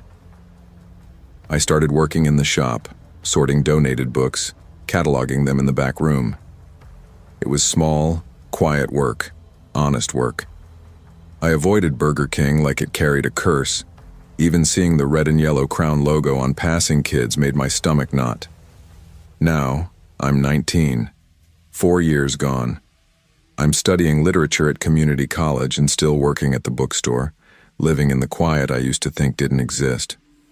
But some things never really leave. Every so often I catch sight of him, the scarred man, at a bus stop, reflected in the glass of a grocery store window, across the ferry terminal, standing with his newspaper folded under one arm. He never approaches, never speaks, just watches. And my stomach still tightens. But I don't run anymore. I've learned to stand still, to meet eyes, to watch back. Looking back, I realized the scarred man wasn't just a threat. He was a mirror. Proof that the past never really loosens its grip. You can cross oceans, change accents, change jobs, but the shadows follow. They sit beside you at dinner, echo in your father's silence, surface in the clink of a coffee mug. When I pass a Burger King now, I don't see a fast food chain. I see a stage, a place where men traded secrets behind greasy counters, where invoices were faked, where the scars people carried said more than their words. That's why I keep a small notebook tucked in my jacket pocket. Notes about objects, their provenance, their history, their truth. I'm studying archival curation now. Someday I want to preserve things properly, not just surfaces, not stories smoothed over with lies, facts that hold up, verified, untarnished. Because if I've learned anything, it's that the truth matters.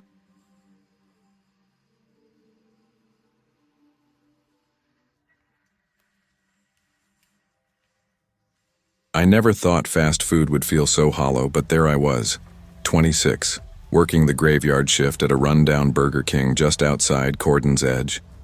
It wasn't supposed to be my life.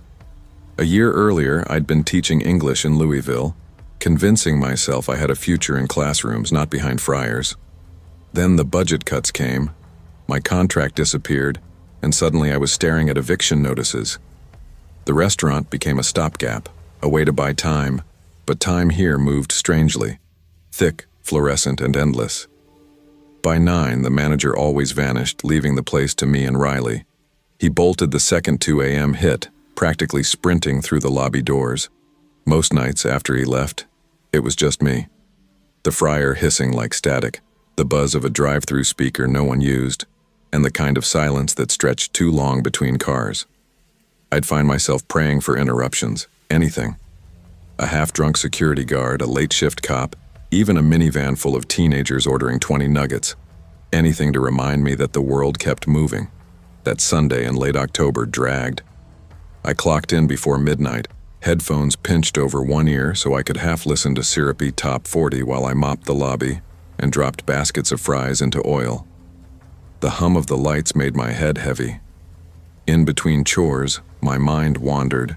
To the law school application I'd left half-finished on my laptop, to the way I used to tutor kids during summer programs, their eyes lighting up when they cracked a word for the first time. It felt like another life, a better one. Near closing, everything slowed. Last mop strokes across greasy tiles, last fries sizzling in the vat. The place smelled faintly of bleach and old ketchup. I leaned against the counter, waiting for the buzzer, thinking about how many ways my life had detoured. Then it rang. Not the normal 3-tone beep of someone ordering, just one long, held buzz.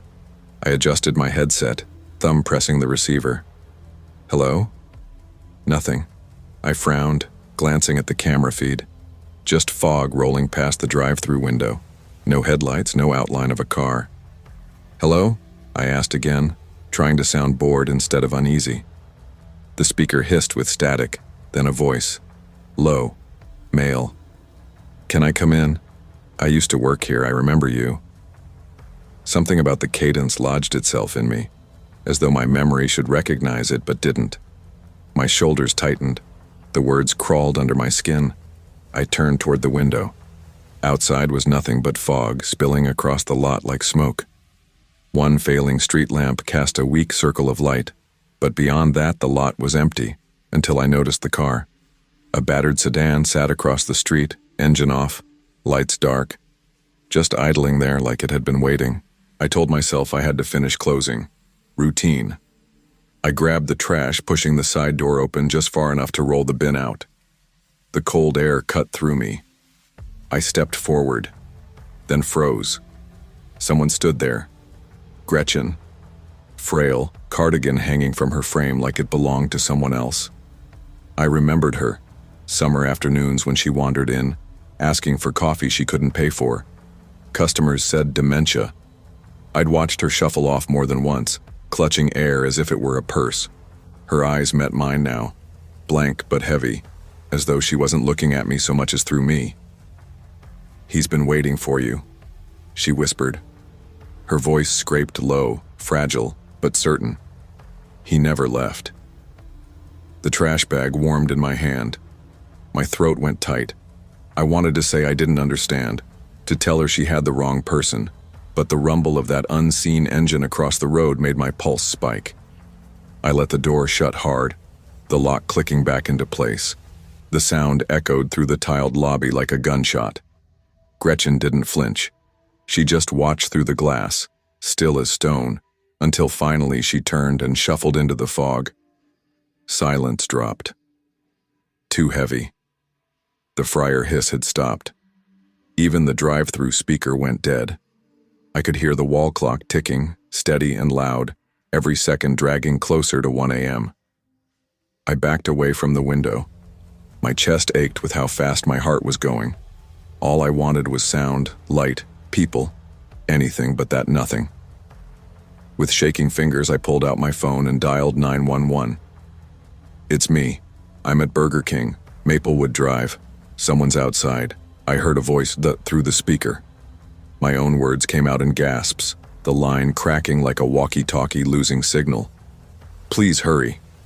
I crouched behind the counter, heart hammering so hard I felt it in my ears. My hands fumbled with the sauce packets scattered across the counter. I lined them up stupidly, like they were some kind of shield. My eyes locked on the security monitor. The speaker hissed again, and the voice slid through, steady, gravelly, too familiar. "You locked me out once, not this time." I didn't move, didn't breathe. My headset pressed tight to one ear, muted so I wouldn't answer by accident. On the monitor, headlights flared inside the parked sedan. The driver's door opened. A man climbed out, tall, coat-drenched, hood clinging halfway up his head. He didn't rush. He didn't even look at the door. Instead, he opened the passenger side as if searching for something, then shut it softly. He drifted toward the playground equipment, the plastic slide still slick with evening dew. I'd seen kids practicing flips there just hours earlier. He paused, then kept moving, circling the restaurant like a predator tracing its cage. On the cameras, his shape passed from one angle to the next, deliberate, knowing. He had memorized this building. I pressed the fire exit release button with my palm. Nothing. The lock held. A part of me wanted it to stay sealed, another part screamed to flee. I stayed still, headset muted, straining for sound. Sirens, distant at first, wailing faint against the fog. My pulse fluttered. I didn't know if they were coming for me or just passing, but I prayed anyway, whispering into my sleeve. The man stopped mid-stride, head tilting toward the noise. The fog thickened around him, street lamp light cutting just enough to catch his shape. Red and blue strobed against the low clouds. He didn't run. He froze, body rigid for a heartbeat too long. Then, as if the night absorbed him, he slipped back into the fog, vanishing without a trace. Moments later, squad cars rolled into the lot, lights sweeping the pavement. Officers moved fast, securing doors, voices clipped and practiced. Inside the lobby, tape stretched across counters. The smell of bleach and fryer oil fought against the sour tang of fear in my throat. I spoke in fragments, choking between words, telling them about the voice, the sedan, the man in the hood. They searched the property, flashlights cutting through brush and broken asphalt near the abandoned convenience store down the road. Later, one officer told me a woman had been assaulted there not long before. The description matched. The long coat, the height, the patience. They promised surveillance checks, interviews, follow-ups. But by Friday, silence. No calls back. When the shift ended, I packed my bag with shaking hands. Walking to my car under buzzing lot lights felt like crossing open ground in enemy fire. The stars overhead seemed cold, blinking too sharply. My keys dug into my palm until my knuckles turned white. The next morning I quit. I didn't care about paychecks or schedules. The place had changed. The fryer's warmth and the hum of routine weren't comfort anymore. They were props on a stage where something darker had been rehearsing behind the curtains. I stayed with friends for 2 weeks, told them versions of the story, just creepy guy, fog, police. I left out the voice. I left out Gretchen's words. He never left. That part haunted me more than anything. Now I work at a bookstore. Day shifts only. No headsets, no drive-through. I shelve paperbacks and sweep aisles, breathe in dust and ink instead of fryer grease. Slowly, I rebuild. Routines. Trust. But when I drive past that Burger King, my grip tightens on the steering wheel until my knuckles ache. I never open side doors without scanning first. I never ignore the small things, the buzz of a speaker, the hum of an idling car. Therapy taught me something I hold on to. Danger isn't always a fist through the glass. Sometimes it's a whisper through a microphone. I don't teach kids anymore, but I've learned to listen differently, to the silences, the pauses, the fog before something breaks. Never dismiss the instinct that tightens your chest. Never trust calm words just because they sound steady. Even in ordinary places, threats can wait in the static. Voices can carry them straight inside. And if something feels wrong, it is. Always.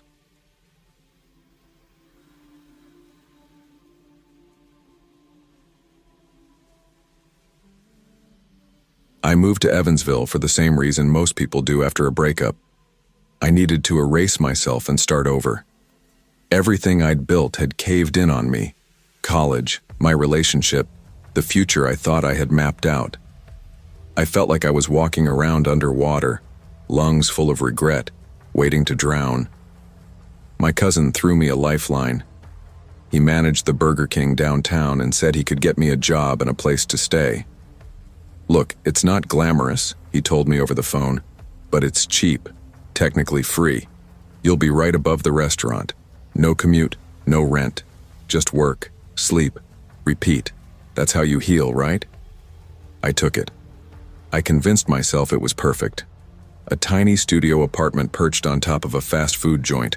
Just enough space to breathe without getting lost in it. But the place had its quirks. Wallpaper peeled from the corners like old scabs. The windows whistled when the wind hit them right. And the floor had a particular tile that shrieked every time I stepped on it like a kid demanding attention. Then there was the basement door. It wasn't really part of my unit, just an old locked wooden door tucked against the hallway wall. At night, when everything was quiet, I couldn't stop noticing it. The way the heavy stairs disappeared into a darkness my light switch didn't reach. I told myself not to obsess. A clean slate meant ignoring the rough edges, learning to let small things slide. The first week was almost boring in its simplicity. I worked mornings, shuffled home greasy and exhausted, ate reheated takeout, and collapsed into dreamless sleep. For 5 nights straight, nothing interrupted me. On the 6th, something did. It was around 2 in the morning, that fragile space between sleep and waking, where shame and fear blend together. I heard it, a creak. My eyes snapped open. The sound wasn't in my room but close. Too close. The kind of groan wood makes when something presses against it. My mind scrambled to explain it away. Wind, pipes, the building settling. I forced myself back under, muscles stiff, jaw locked. The next night, it came again.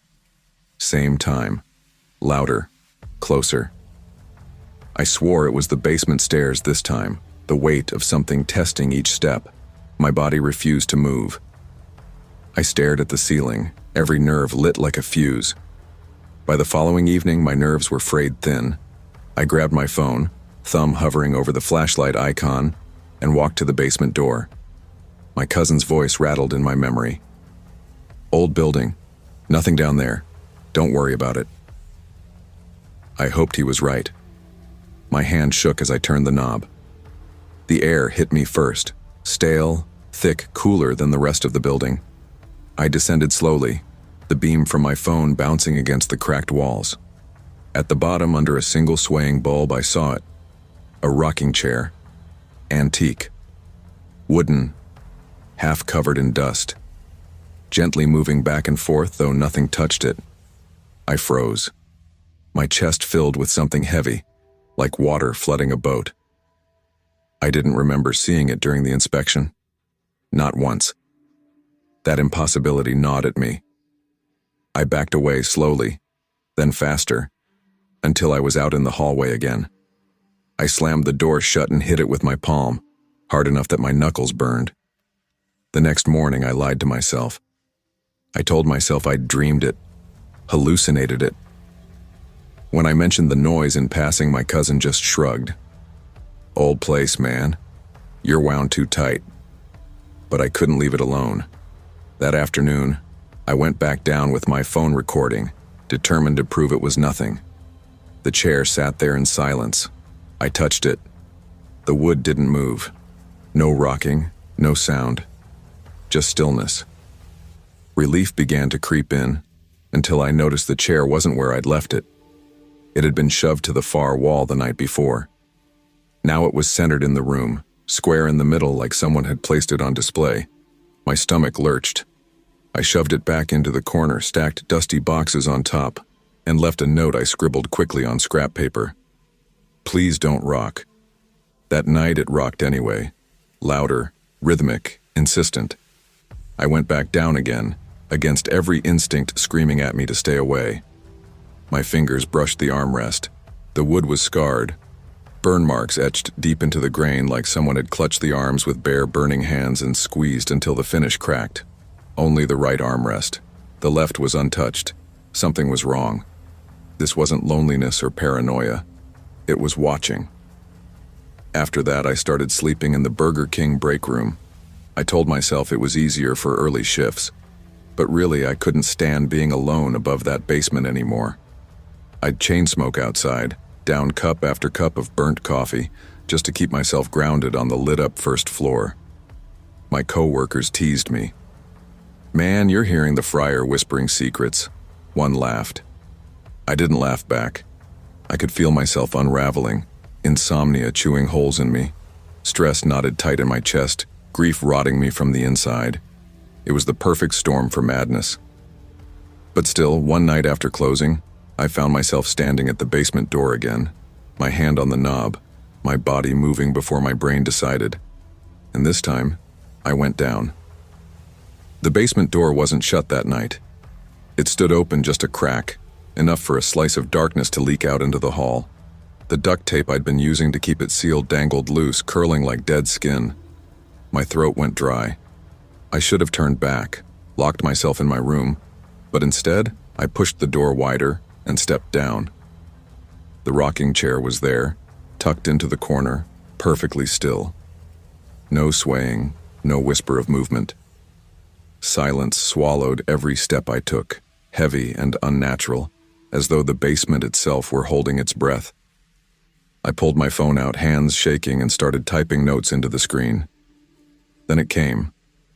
A sound. A floorboard shifting just behind me. I froze.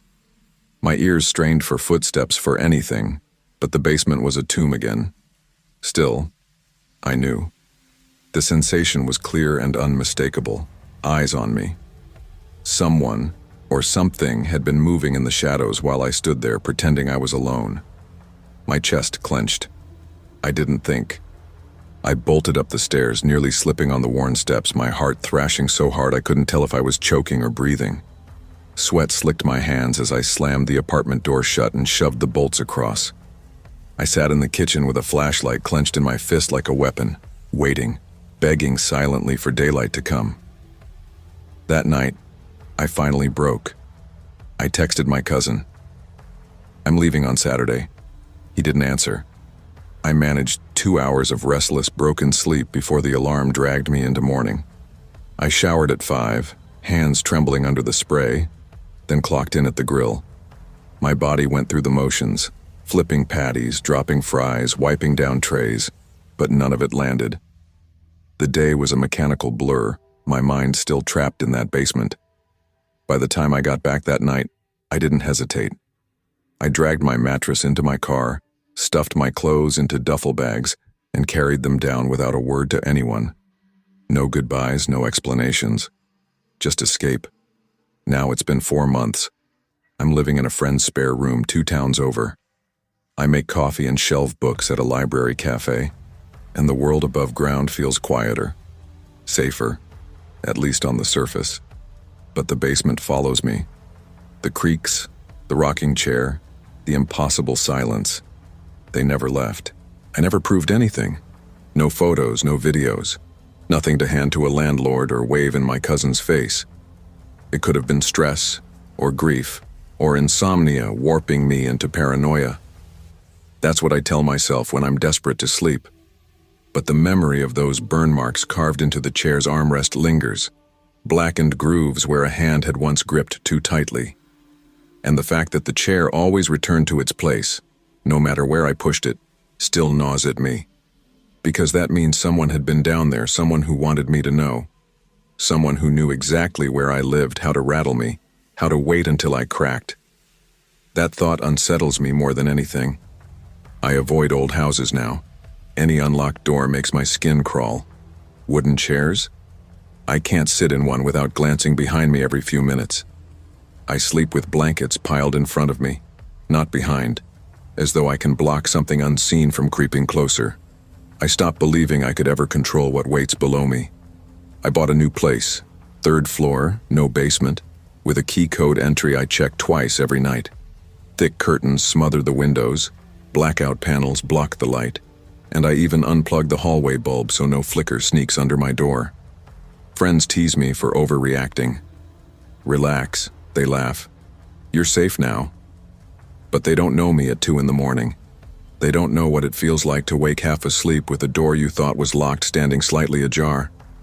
I don't know exactly what happened in that basement during those long July nights. I don't know who or what moved that chair. But I do know one thing. The worst noises aren't screams. They're the soft creaks in locked spaces, the ones you dismiss until it's too late. Never ignore the sound that unsettles you in the dark. Small noises can mean big danger.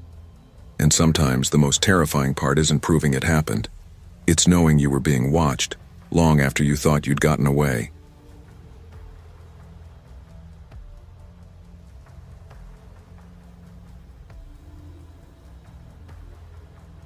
I'd been at the Burger King on Crescent Boulevard in Camden for almost 2 years, much longer than I'd ever meant to stay.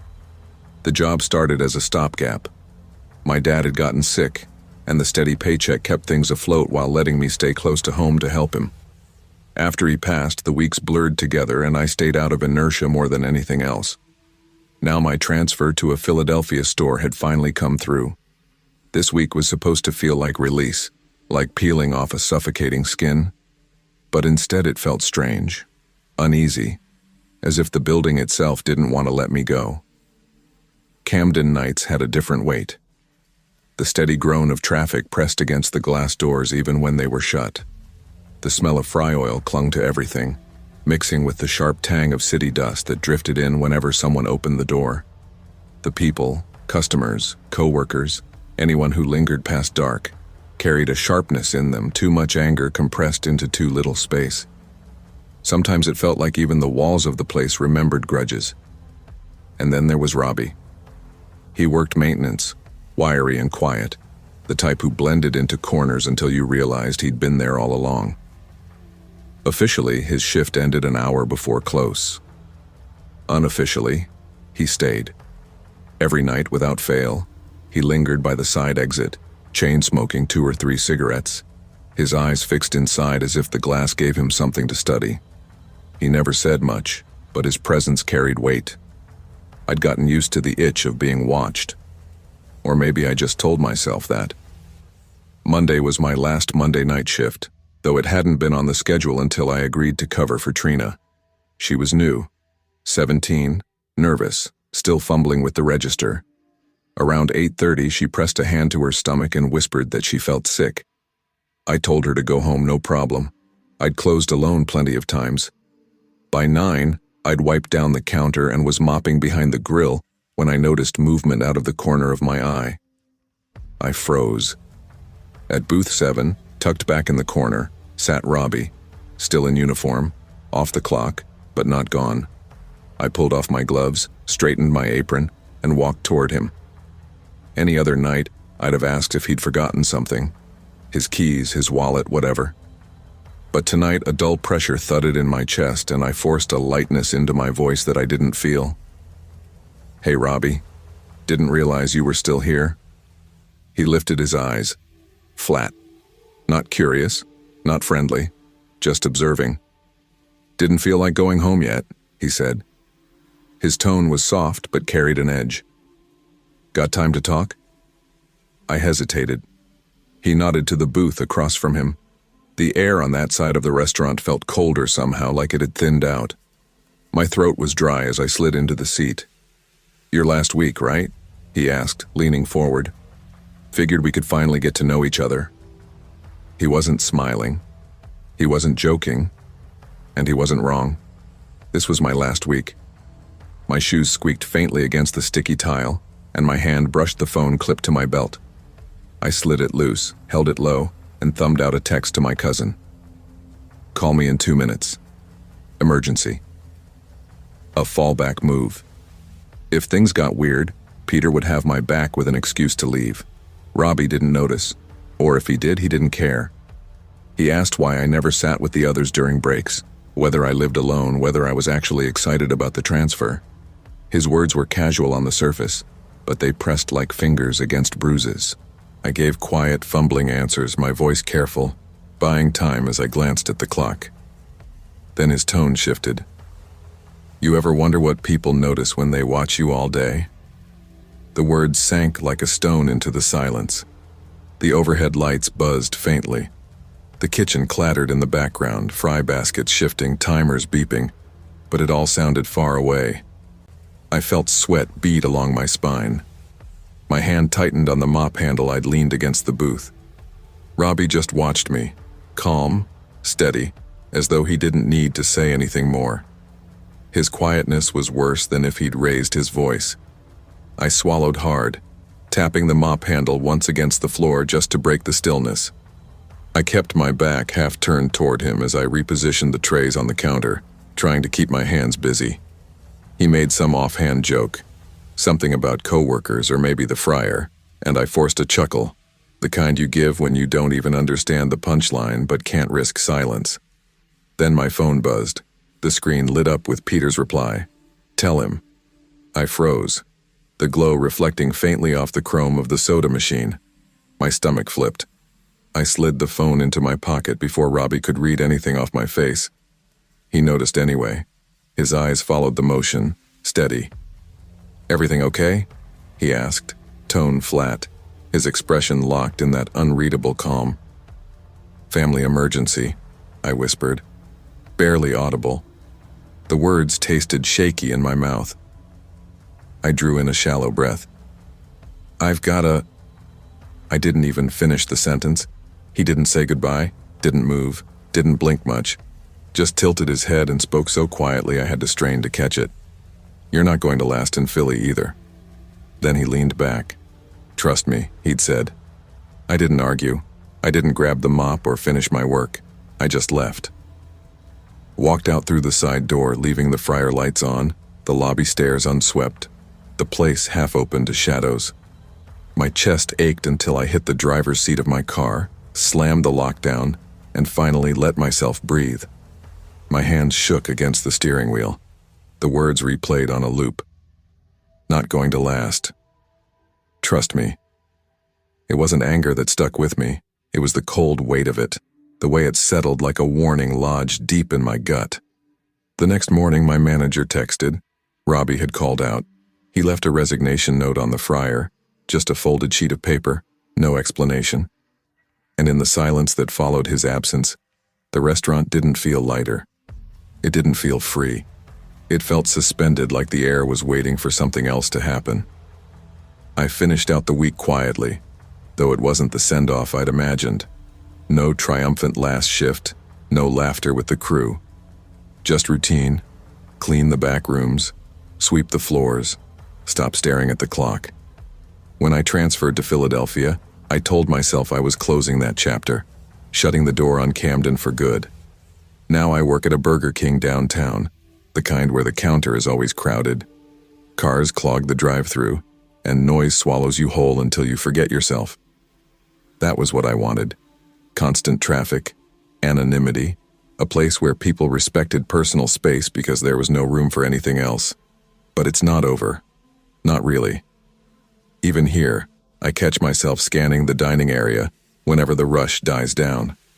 My eyes stick to lingerers at booths, people who don't order much but sit for too long. Sometimes I glance at my manager to make sure she isn't watching before I let myself exhale.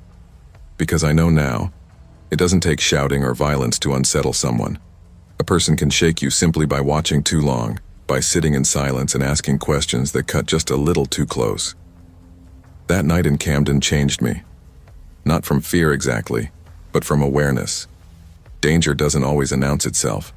It doesn't have to smash windows or force doors. Sometimes it just sits there patient, in a booth under the hum of the lights, quiet, steady, waiting to see how much of yourself you'll hand over. Boundaries aren't optional. They're the line between safety and something else entirely. And the second your body tells you that line's been crossed, you'd better listen.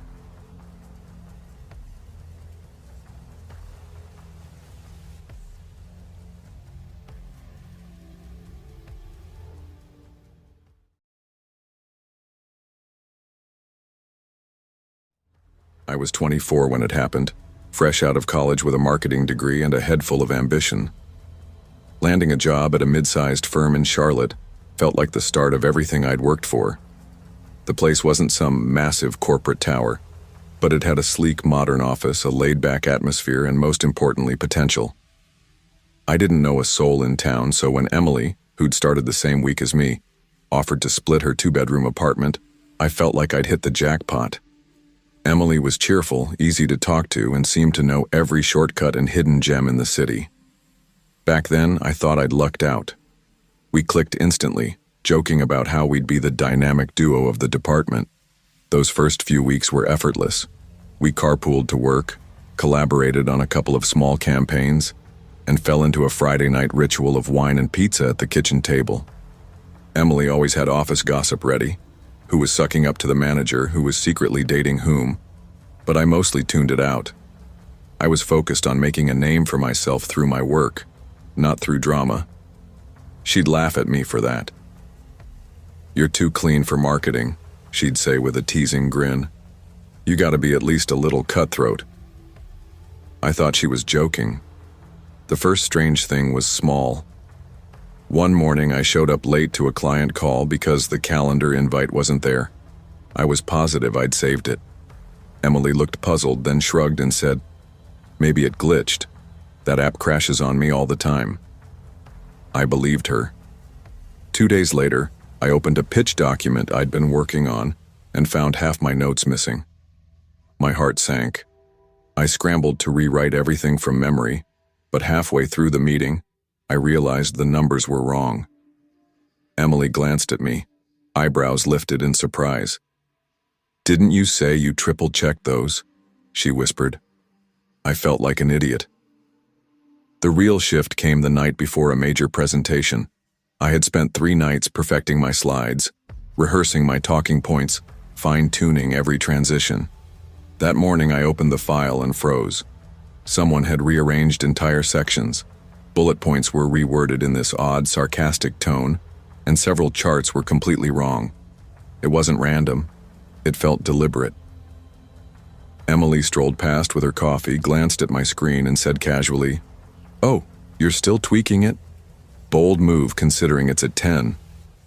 There was this faint smirk on her face, one that didn't quite reach her eyes. I barely held it together in the conference room. My slides were scrambled, my rhythm gone. I stumbled through the presentation, watching my manager, Lisa, give me a slow, disappointed frown that made my stomach knot. Meanwhile, Emily sat in the front row, nodding along like she was watching a TED Talk. At one point, I saw her jot something down in her notebook. Calm, deliberate, with no hint of concern. Afterward, she told me not to worry. "Everyone messes up sometimes," she said with a sympathetic tilt of her head. Honestly, Lisa was impressed you recovered it all. I wanted to believe her. I needed to, but the incidents kept coming. Emails I knew I'd sent vanished from my sent folder. Meeting reminders disappeared from my phone. Once I handed over a printed campaign mock-up only to realize it was the wrong version, one I didn't remember saving at all. It was as if my work was being quietly, surgically sabotaged. And Emily? She was thriving. Her name was coming up in meetings. She was being asked to lend a hand on projects I'd started, always with that same warm smile, like she was doing me a favor. I began to doubt myself. Maybe I was getting careless. Maybe I was slipping. I even went to IT, convinced something was wrong with my email or calendar syncing. The tech guy ran every check he could think of. No errors, no evidence of edits, no signs of hacking. That night I sat on the edge of my bed staring up at the ceiling, my phone heavy in my hand, my mind buzzing. The thought slipped in quietly at first, but once it was there, it rooted itself. Am I going crazy? Emily came home late that night, tossing her bag onto the couch like it had been a long day. She looked relaxed, almost cheerful. "Want to get Thai?" she asked casually, already scrolling through her phone. She was acting normal. Too normal. And somehow that was worse than if she'd been cold or irritated. I couldn't shake the thought that this was part of it, that the way she moved so seamlessly between harmless roommate and whatever else she was part of the game, and I couldn't tell anyone. What would I even say? "Hi. I think my roommate is sabotaging my career from inside my own apartment." It sounded insane, paranoid. So I started watching myself. I left post-its on my laptop, took screenshots of my calendar, even started locking my bedroom door at night. I never told her why. Of course she noticed. One morning she leaned against the kitchen counter with her coffee, grinning like she was in on a joke only she understood. "You locking me out now? Should I be worried?" she teased. Her smile was wide, but her eyes were flat. It all came to a head on a Wednesday morning I'll never forget. I'd woken up earlier than usual, around 5:30 a.m., with this tightness in my chest, like my body already knew something was coming. I shuffled toward the kitchen for coffee, passing Emily's door. It was cracked open. I only glanced in, just reflex, and froze. Her laptop screen glowed in the dark room, the only light cutting across her face. She wasn't on social media. She had my work calendar open, not hers, mine.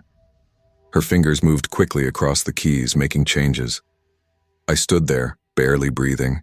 Then she turned her head, and she smiled. Just a flicker of it, as if she'd caught me watching and didn't care in the slightest. I backed away, heart pounding so hard it felt like my ribs were shaking. In the kitchen, my hands trembled so badly I spilled coffee all over the counter. That same day, I put in a PTO request. "Family emergency," I wrote. Total lie. While she was at work, I packed what I could into my car and left before 5. No note, no goodbye. As I pulled out of the driveway, I glanced in the rearview mirror. She was standing by the window, perfectly still. No wave, no expression. Just watching me go. I stayed with a friend in Raleigh for 2 weeks while I found a sublet. I filed a quiet transfer request at work. HR didn't press for details. What could I have told them? That I caught her just once with my files open in the dark? That everything else was a trail of perfectly deniable accidents? Because deep down, I knew what she was doing. It wasn't clumsy or chaotic. It was surgical. She didn't want to destroy me all at once. She wanted me to unravel slowly, to question my own competence until I gave up on my own. I never spoke to her again. She still works there from what I hear, moved up quickly. Sometimes I wonder if she's done it to someone else. But mostly, I try not to think about her at all. Now I lock my devices. I separate my personal and professional lives. I keep people at a distance, and maybe that's the most frightening thing, realizing someone can dismantle your life without raising their voice or laying a hand on you. Just small cuts. So subtle you barely notice until you're bleeding.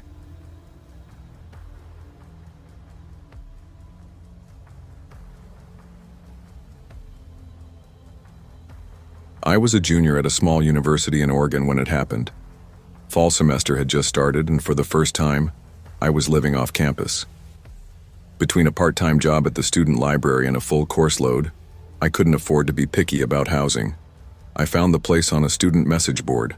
a decent price close to campus, and the current tenant wanted someone quiet and respectful.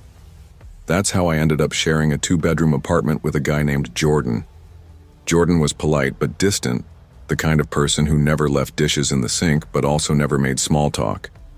His room was unsettlingly neat. No posters, no clutter, just a perfectly made bed, a desk, and a small bookshelf with nothing but law textbooks and a single Bible. He worked evenings at a print shop downtown and mostly kept to himself. We'd exchange a quick hey in passing, maybe a comment about the weather, but that was about it. Honestly, I didn't mind. I was exhausted most days, and as long as he paid rent on time and didn't blast music at 2 a.m., I was fine. The first few weeks passed without incident. We had our unspoken routine. He came home late, I woke up early, and our paths rarely crossed. It wasn't until mid-October that things shifted. One night, around 3 a.m., I woke up with this feeling. You know when your body knows something's wrong before your brain catches up? My heart was already beating faster, and I didn't know why. I opened my eyes, and Jordan was standing at the foot of my bed, barefoot, not moving, holding something in his right hand. It was the big kitchen knife, the one with the black handle we used to cut chicken or vegetables. The blade caught a dull glint from the streetlight leaking through my blinds. He just stood there, staring at me, not blinking, not swaying like a sleepwalker, just watching. My throat went dry. I didn't dare make a sudden move. After what felt like a full minute, I whispered, "Jordan?" His eyelids lowered slowly, like he was coming back into focus, and he said, completely flat, "Oh, sorry, man, I must have been sleepwalking." Then he turned, walked calmly back to his room, and shut the door. I didn't sleep for the rest of the night. I just lay there in the dark, eyes wide. The image of that knife burned into my mind. I tried telling myself it was sleepwalking. People really do weird things in their sleep, right? But the way he'd looked at me, there had been something too sharp in his eyes, too present. The next morning, I heard him in the kitchen making coffee. His voice was light when he asked if I wanted eggs, like nothing had happened. I just mumbled that I had an early class and slipped out the door. For a few days, I forced myself to believe it had been a one-time thing.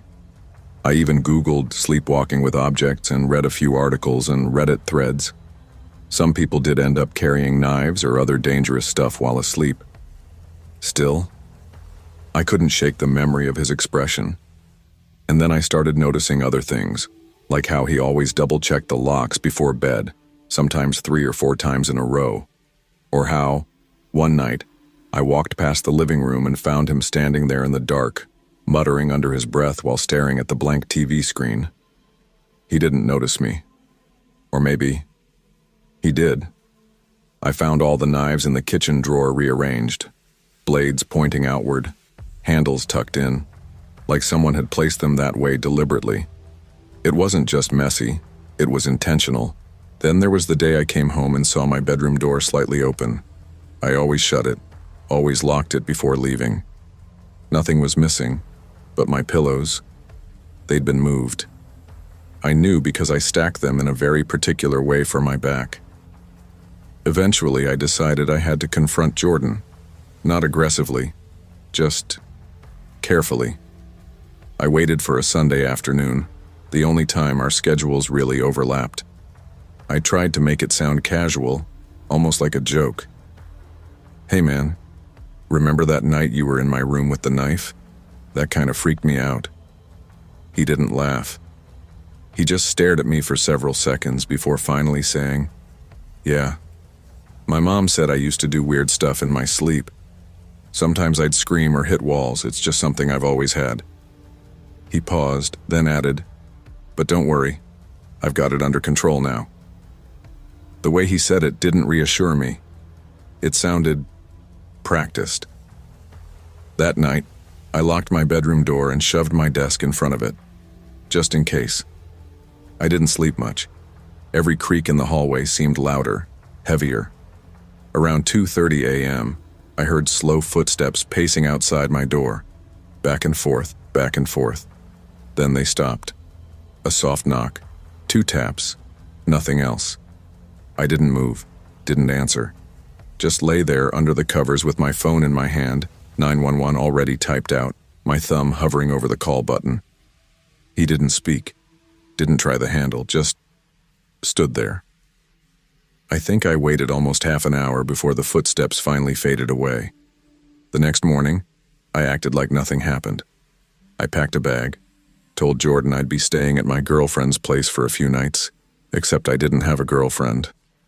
I checked into a cheap motel just off campus while I tried to figure out what to do. Breaking the lease wasn't an option, and technically, Jordan hadn't done anything illegal, but I couldn't shake the feeling that something was deeply wrong. I started asking around campus carefully if anyone knew him from classes or other apartments. That's when things really took a turn. One guy from my psychology lecture, Ben, pulled me aside after class. "Wait, you live with Jordan? Dude, you need to be careful." He told me Jordan had lived in the dorms 2 years earlier before getting kicked out for several incidents. One involved him screaming in the middle of the night and banging on someone's door with a broom handle. Another, where someone claimed he'd sat outside their room for hours. I kept digging and eventually found a girl who said she'd filed a complaint because she caught him standing outside her building every night for a week, just watching the windows. That was it for me. While Jordan was at work, I went back to the apartment, packed everything I could fit into my car, and left. I never told him. I blocked his number, changed my email, and moved into a rundown studio on the edge of town. The walls were paper thin, and the heater barely worked, but I slept better there than I had in weeks. A few months later, I saw a flyer on campus. Jordan is no longer enrolled due to personal reasons. That was all it said. I never found out what was wrong with him. All I know is that for weeks, I slept across the hall from someone who once stood over me with a knife and called it sleepwalking.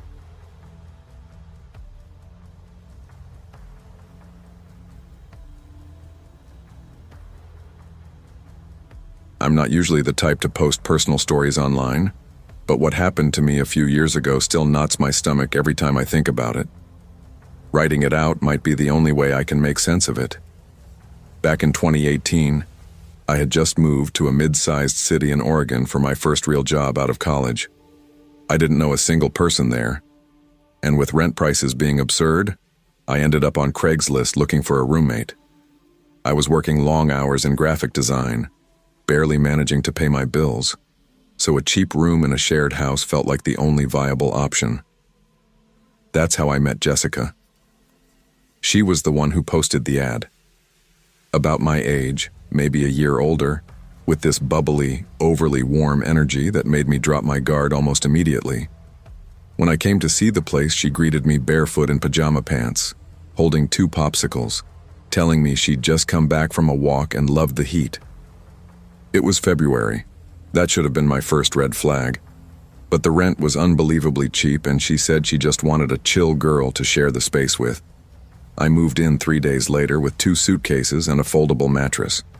The first couple of weeks were fine, though Jessica was odd. She was talkative but evasive, never really answered when I asked what she did for work. She just said she freelanced. I figured maybe she did stuff online. Still, she had random people over at strange hours, guys and girls, none of whom she introduced. Some nights I'd wake around 2 or 3 a.m. to soft voices in the kitchen, laughing or whispering. Sometimes I'd hear slow pacing across the hardwood floors. Once I came out for water and found a guy I'd never seen before sitting cross-legged in the hallway, eating cereal straight from the box. He didn't even acknowledge me, just kept chewing, like he belonged there. After that, I started locking my bedroom door at night, not because I felt directly threatened, but because of this constant, low-grade unease I couldn't shake. Jessica, on the other hand, acted like everything was normal. She always smiled too wide, spoke a little too fast, and avoided eye contact at the strangest moments. One evening, I casually asked, "Hey, is everything okay?" She looked at me, just for a second, with this startled expression, like I'd caught her doing something I wasn't supposed to see. Then she laughed and said, "You're sweet. I'm just not good at normal life, you know?" I didn't know what she meant. And I didn't ask again. Things escalated one Saturday night. Around 11 p.m., I was in bed watching something on my laptop when I heard the front door open and close quietly. I assumed Jessica had come home, until I remembered she'd been out all day. Then my phone buzzed. It was a text from her. "Hey, can you come get me? I'm at the Speedway gas station on 12th. Please, I'm in trouble." No punctuation, except for a single period at the end. My stomach tightened. I didn't know what kind of trouble she meant, but the tone felt wrong. Not scared, not urgent, almost rehearsed.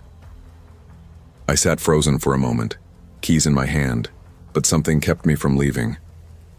Why would she call me instead of literally anyone else? Why not the police or an Uber? And why text instead of calling? I decided to wait. If she was really in danger, I figured I'd hear more soon. That's when I noticed my bedroom window, cracked open a few inches. I never leave it open. A jolt of panic shot through me. I slammed it shut, locked it, and switched off my light, sitting in the dark with my phone clutched in my hand. 10 minutes passed, then 15. No updates, no new texts. I was about to message her when I heard it. Soft, deliberate creaking on the floorboards just outside my bedroom door. Someone was inside the apartment. I held my breath, frozen in place, straining to hear past the pounding in my ears. The sound moved slowly down the hall, one creak at a time, pausing right outside my door. It stayed there for what felt like a lifetime. Then just as slowly the footsteps began to retreat, back toward the front of the apartment. I didn't move, not even to breathe deeper. After a long silence, the front door opened again, this time with a sharp, deliberate creak, and then slammed shut with a louder thud than before. I sat there rigid, trying to count the beats of my heart, telling myself I had to wait. Wait until I knew for sure the apartment was empty. 5 minutes. 10 minutes. Finally, I forced myself to unlock my door and peek into the hallway. Nothing seemed disturbed except my coat was gone from the hook by the door. So were my sneakers. A cold wave rolled through me. I checked the locks, double-locked them, then sat on the couch with a kitchen knife next to me until the sun started bleeding through the blinds. All night I kept replaying it in my head. Jessica's sudden text, the open window, the footsteps. The timing was too perfect to be random. Something was wrong. Very, very wrong. At dawn, I decided to drive by the Speedway gas station she'd mentioned. It was only a few blocks away. I parked across the street and waited, scanning for her. No Jessica. No one who even looked like her. I texted her, "Are you okay?" No response. When I got back home around 8 a.m., she was in the kitchen, wearing my coat, pouring cereal into a bowl like nothing had happened. She looked up at me, smiling, like we were mid-conversation from the day before. "What happened last night?" I asked. She just blinked. "What do you mean?" Something about her tone made my skin tighten, like she was watching me for a reaction before deciding what to say. I didn't answer. I couldn't. I just turned and went to my room, my hands shaking as I started stuffing things into a bag. No plan, no place to go. I just knew I needed to leave. That's when I noticed my laptop was gone. And the envelope of emergency cash I kept hidden in a mug at the back of my closet? Gone too. It all clicked at once. She'd been trying to lure me out. Someone else had been in the apartment while I sat there in the dark. And she wasn't even pretending to hide it. That smile in the kitchen, it wasn't friendly. It was smug. She knew I knew. I left within the hour, crashing on a coworker's couch for a few weeks until I found another place. I filed a police report, but I didn't expect much. Craigslist scams happen all the time. Jessica, if that was even her real name, vanished a few days later, leaving the apartment trashed and unpaid for. The landlord told me she'd used a fake reference on the lease. I never got my stuff back. But honestly, I was just relieved nothing worse had happened. The part that still makes my stomach knot? I don't know how many people were in that apartment with her that night. For months afterward, I couldn't sleep without something wedged against my bedroom door. I kept telling myself I'd overreacted, that maybe it was just a burglary. But deep down, I know it could have gone much, much worse.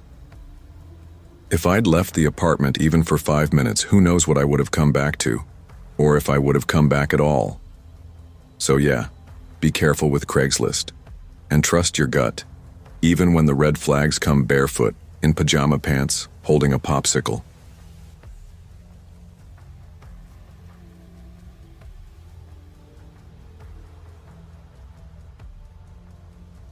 I was 19 when it happened, right at the start of my sophomore year at a college in upstate New York. I'd just moved into this small, off-campus apartment with a guy named Kyle. We'd been matched through one of those roommate finder apps. Nothing shady, just two students trying to save money. At first, Kyle seemed normal. A little quiet, maybe, but polite, clean, and easy to live with. We didn't hang out much. He mostly kept to himself. But we got along fine. He was studying graphic design and had this strange habit of rearranging furniture every few days. The desk would be across the room one day and pushed against the opposite wall the next. Sometimes my bed would be angled differently, or the little table in the corner would be shoved somewhere else entirely. I figured it was just his way of dealing with stress or boredom, and honestly, I didn't think much about it. Then, out of nowhere, barely 2 weeks after moving in, Kyle was gone. I came home from class one afternoon and his entire side of the room was stripped bare. No warning, no note, no text. Just his key sitting on the kitchen counter. I tried texting him a couple of times, calling once just to make sure he was okay. No answer. Eventually, I told myself he must have dropped out or transferred, and life moved on. A month later, I got a new roommate. He was rarely around, and for the most part, I had the place to myself. It felt a little strange at first, but then it became nice, quiet. It had been almost 5 months since Kyle left when the night everything changed happened. It was early December, cold, the kind of quiet where even the snow falling outside seemed muffled. I'd gone to bed around 1 in the morning after finishing a paper. I remember it vividly because I fell asleep with my headphones in, playing a white noise app to drown out the wind.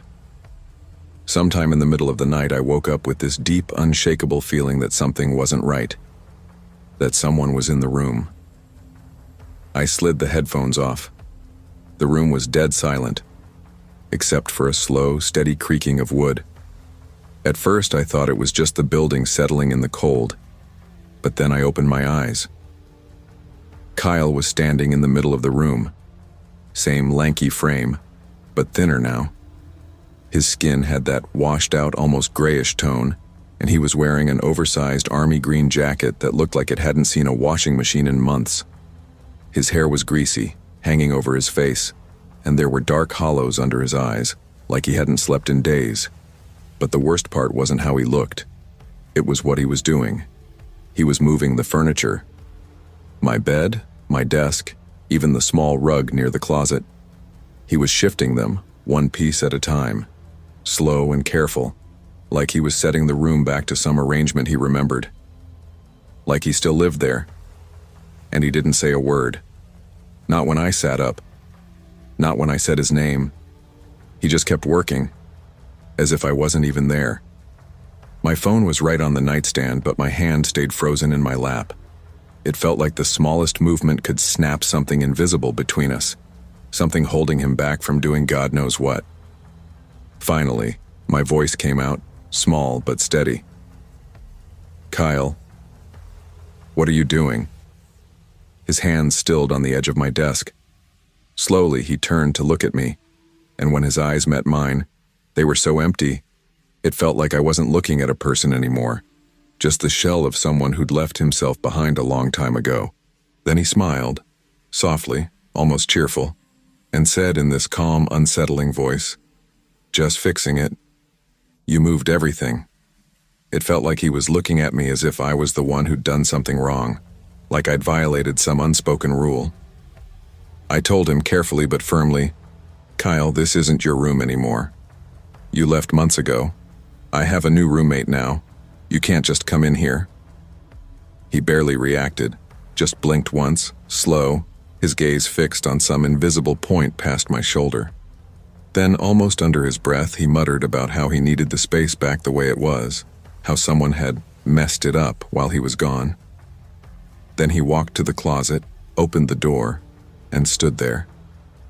He didn't move, didn't touch anything, just stared into the dark for what felt like a full minute. My pulse was pounding in my ears, and I was half leaning toward my phone on the nightstand when he finally turned around and asked, completely serious, "Where are my sketchbooks?"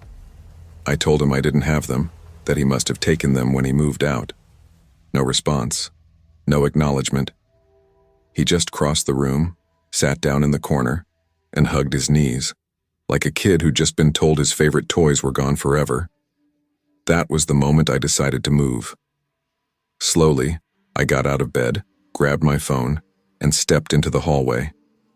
I shut the door behind me and dialed campus security, though my hands were shaking so hard it took me 2 tries to hit the right number. While I waited, I pressed my ear to the door. No footsteps now. Just a low, uneven humming, like he was singing to himself. Not a song I recognized, just this tuneless, off-key droning that made the hairs on my arms stand straight up. When the security officers finally arrived, they knocked, then went in with me close behind. Kyle wasn't in the corner anymore. He was lying in my bed, covers pulled neatly up to his chest, eyes wide open and locked on the ceiling. He didn't say a word when they asked his name, didn't flinch when they peeled the blanket back. The humming kept going, softer now, like it was just for him. When they helped him to his feet, he didn't resist. No yelling, no struggle, just that blank, distant expression, like the room, the people, the whole moment was unreal to him. Later, one of the guards told me they'd found a folded piece of paper under my pillow. It was a rough pencil sketch of the old room layout, exactly how Kyle had been trying to set it up again. Scrawled across it, over and over in cramped handwriting, was the phrase, "This is where I belong." After that night, I couldn't sleep in that room again. I stayed on a friend's couch for the rest of the semester. The university let me break my lease early, and my new roommate bailed too. Said the whole thing creeped him out too much. I didn't blame him. What stuck with me most wasn't even what he said. It was the way he looked at me. Like I was the one intruding. Like I was living in his room, inside his reality, and he'd simply come back to reclaim it. Kyle never reached out after that. Not a text, not a call, nothing. It was like he'd dissolved into the system the second they walked him out. Months later, I ran into one of the RAs who'd known him from freshman year. I asked if anyone knew where he'd ended up. She lowered her voice and told me he'd been placed in a long-term psychiatric care facility upstate. Apparently, he'd left school the first time because of something serious: paranoia, dissociation, maybe early schizophrenia. Nobody knew for sure. What haunted me most was realizing that no one had checked in on him after he vanished. He'd just slipped out of everyone's orbit until he stepped back into mine like no time had passed at all. Even now, sometimes, I wake up in the dark and hear wood creaking. I know it's just the building settling or my brain replaying that night. But for a split second, I expect to open my eyes and see him standing there, silently moving my furniture. I moved apartments, changed cities, even transferred to another school the next year. But that feeling, that someone could quietly, methodically rewrite your space and your reality because they believed it was theirs, never left. There was nothing violent about him. No shouting, no rage. Just this calm, steady presence, like a shadow convinced it had the right to stand where you stand. I still have that sketch they found under my pillow. Don't ask me why. Maybe I need proof it all really happened. It's in a box with old notebooks and textbooks I never finished. On bad nights, I take it out and look at the shaky lines, the obsessive detail. It's a reminder that people can carry entire worlds in their heads, worlds that make perfect sense to them, but crash violently into ours. Kyle never laid a hand on me, but he shattered something else, my sense of safety. And because of him, to this day, I sleep with my door locked. Always.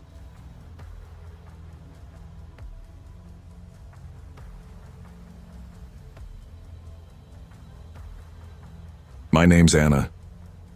I'm 29 now, but this happened about 2 years ago when I was living in Portland, Oregon. Back then, life actually felt like it was falling into place. I'd just been promoted at the digital marketing firm where I worked, finally making enough to feel like I could breathe a little. I had a modest 2-bedroom apartment not far from downtown. Nothing fancy, but it was mine. Well, mine until I realized rent was eating too much of my paycheck. I posted on the company's internal board looking for a roommate to split the cost. That's how I met Laura. She worked in a different department, seemed polite, and spoke with that quiet, almost apologetic tone people use when they don't want to take up too much space. She told me she needed a place fast, something about a bad breakup, and she looked fragile. Her shoulders hunched forward like she was always bracing for bad news. I felt bad for her. Told her she could move in the next day. At first, she was easy to live with. She kept to herself, washed her dishes, and always smiled, though it was that small, strained kind of smile, the kind people wear to keep from crying. A few weeks in, she told me she was struggling financially and asked to borrow $80 until payday. I didn't think much of it. I'd been there too. But then it happened again. And again. Sometimes $50, sometimes $120, always with a different excuse. A late paycheck, an unexpected bill, a banking glitch. She always promised she'd pay me back, but the money never appeared. What unsettled me wasn't even the borrowing. It was how casually she asked, like it wasn't urgent, like she just assumed I'd say yes. And then I started noticing cracks in her stories. She'd say she was working late nights managing email campaigns, but I'd catch her coming home at 2 in the afternoon on weekdays. Once she told me she had to go to a weekend training in Seattle. But the next day, there she was in our laundry room, folding clothes like she'd never left. When I asked, she laughed and said her plans got canceled last minute. I wanted to believe her, but something in her tone made my stomach knot. Meanwhile, she'd come home with brand new shoes or high-end makeup while still claiming she couldn't cover her half of the internet bill. One night I half joked, "You're not secretly rich and just hustling me, right?" She gave me that same small smile and said, "Wouldn't that be a twist?" But the way she said it, soft, almost testing, left me uneasy. Then came the letter. It arrived one Tuesday afternoon addressed to Natalie Gray, care of our apartment. Final notice from a credit card company. I figured it was just mail for a former tenant, so I showed it to her. The change in her face was immediate, tight, guarded. She snatched it from my hand and snapped, "That's none of your business," before storming into her room. She didn't come out the rest of the night. I stood in the hallway holding my laundry basket, feeling that quiet but unmistakable twist in my gut. Something was wrong. I just didn't know how wrong yet. A few nights later, around 1 a.m., I couldn't sleep. I was at the kitchen table, laptop open, half working on a report. Laura had gone out earlier and still wasn't back. Out of boredom, or maybe instinct, I typed Natalie Gray Portland into Google. Nothing useful at first. Then I found an old forum thread. It was a warning about a woman who scammed roommates. The locations varied, different cities, different names, but the descriptions lined up perfectly. Dark blonde hair, soft voice, nervous laugh. Always needing a little help until payday. One poster mentioned a woman named Natalie, who had scammed them in Denver, under the name Laura Green. My chest went cold. That was her full name. I read the thread 3 times, my hands trembling over the keyboard. The next day, I waited until Laura left for work, if that's even where she was going, and then, heart-pounding, I walked into her room. I know how bad that sounds, but by then privacy wasn't my concern. I was trying to protect myself. The door to her room was unlocked, so I stepped inside. Everything felt wrong immediately. It wasn't messy like I'd expected. No piles of clothes or half-finished mugs of coffee, just unnaturally neat. Like a hotel room that had been staged, not lived in. There were only a few clothing items hanging in the closet, some random makeup scattered on the dresser, and a laptop sitting perfectly centered on the desk. No photographs, no personal touches. It was the bottom drawer of her dresser that stopped me cold. Inside was a plain manila folder. No label. I opened it. Printed documents, copies of IDs, one of them reading Natalie Gray. My pulse picked up as I flipped through the rest. There were notes scrawled in uneven handwriting, lists of addresses, dates, and names I didn't recognize. But the worst was a printed email conversation between her and someone named Jay. The messages were short, transactional. One line burned itself into my mind. This one's trusting. Already got $500. I'll see how much longer I can stay. It felt like the floor dropped out from under me. I just sat there on her bed, folder in my lap, trying to process what I was holding. This wasn't a roommate with bad luck and poor budgeting. This was a system, a method. I was next in a chain of people she'd done this to. And who knows what the end game would be. My mouth was dry. My heart thudded in my ears. My hands were so cold they barely felt attached to me. The only thought I could form was, I need to get out. But for some reason, part of me wanted to confront her. Maybe it was pride, maybe defiance. Maybe I wanted to look her in the eye knowing I knew. That night when she came home, I acted like nothing had happened. I brewed tea, I asked about her day. I even offered her the last cookie in the jar. She was her usual self, soft-spoken, a little tired, almost sweet. But every word sounded like a lie now. Every smile looked like a mask. I barely slept. Every creak of the apartment made me flinch. I locked my bedroom door and shoved my dresser in front of it. By morning, I had a plan. I called in sick to work and walked straight to the leasing office. My voice shook as I explained everything. What I'd found, what I suspected about her identity. The property manager listened, eyebrows raised, but didn't look shocked. That's when I learned the kicker. She wasn't even on the lease. I'd added her informally as a sublet, thinking I was doing her a favor. They told me I had the right to demand she leave immediately. That was all I needed. I typed up a formal notice, printed it, taped it to her door, and sent her a text saying she had 48 hours to pack and go. No discussion. She didn't respond. Almost a full day passed in silence.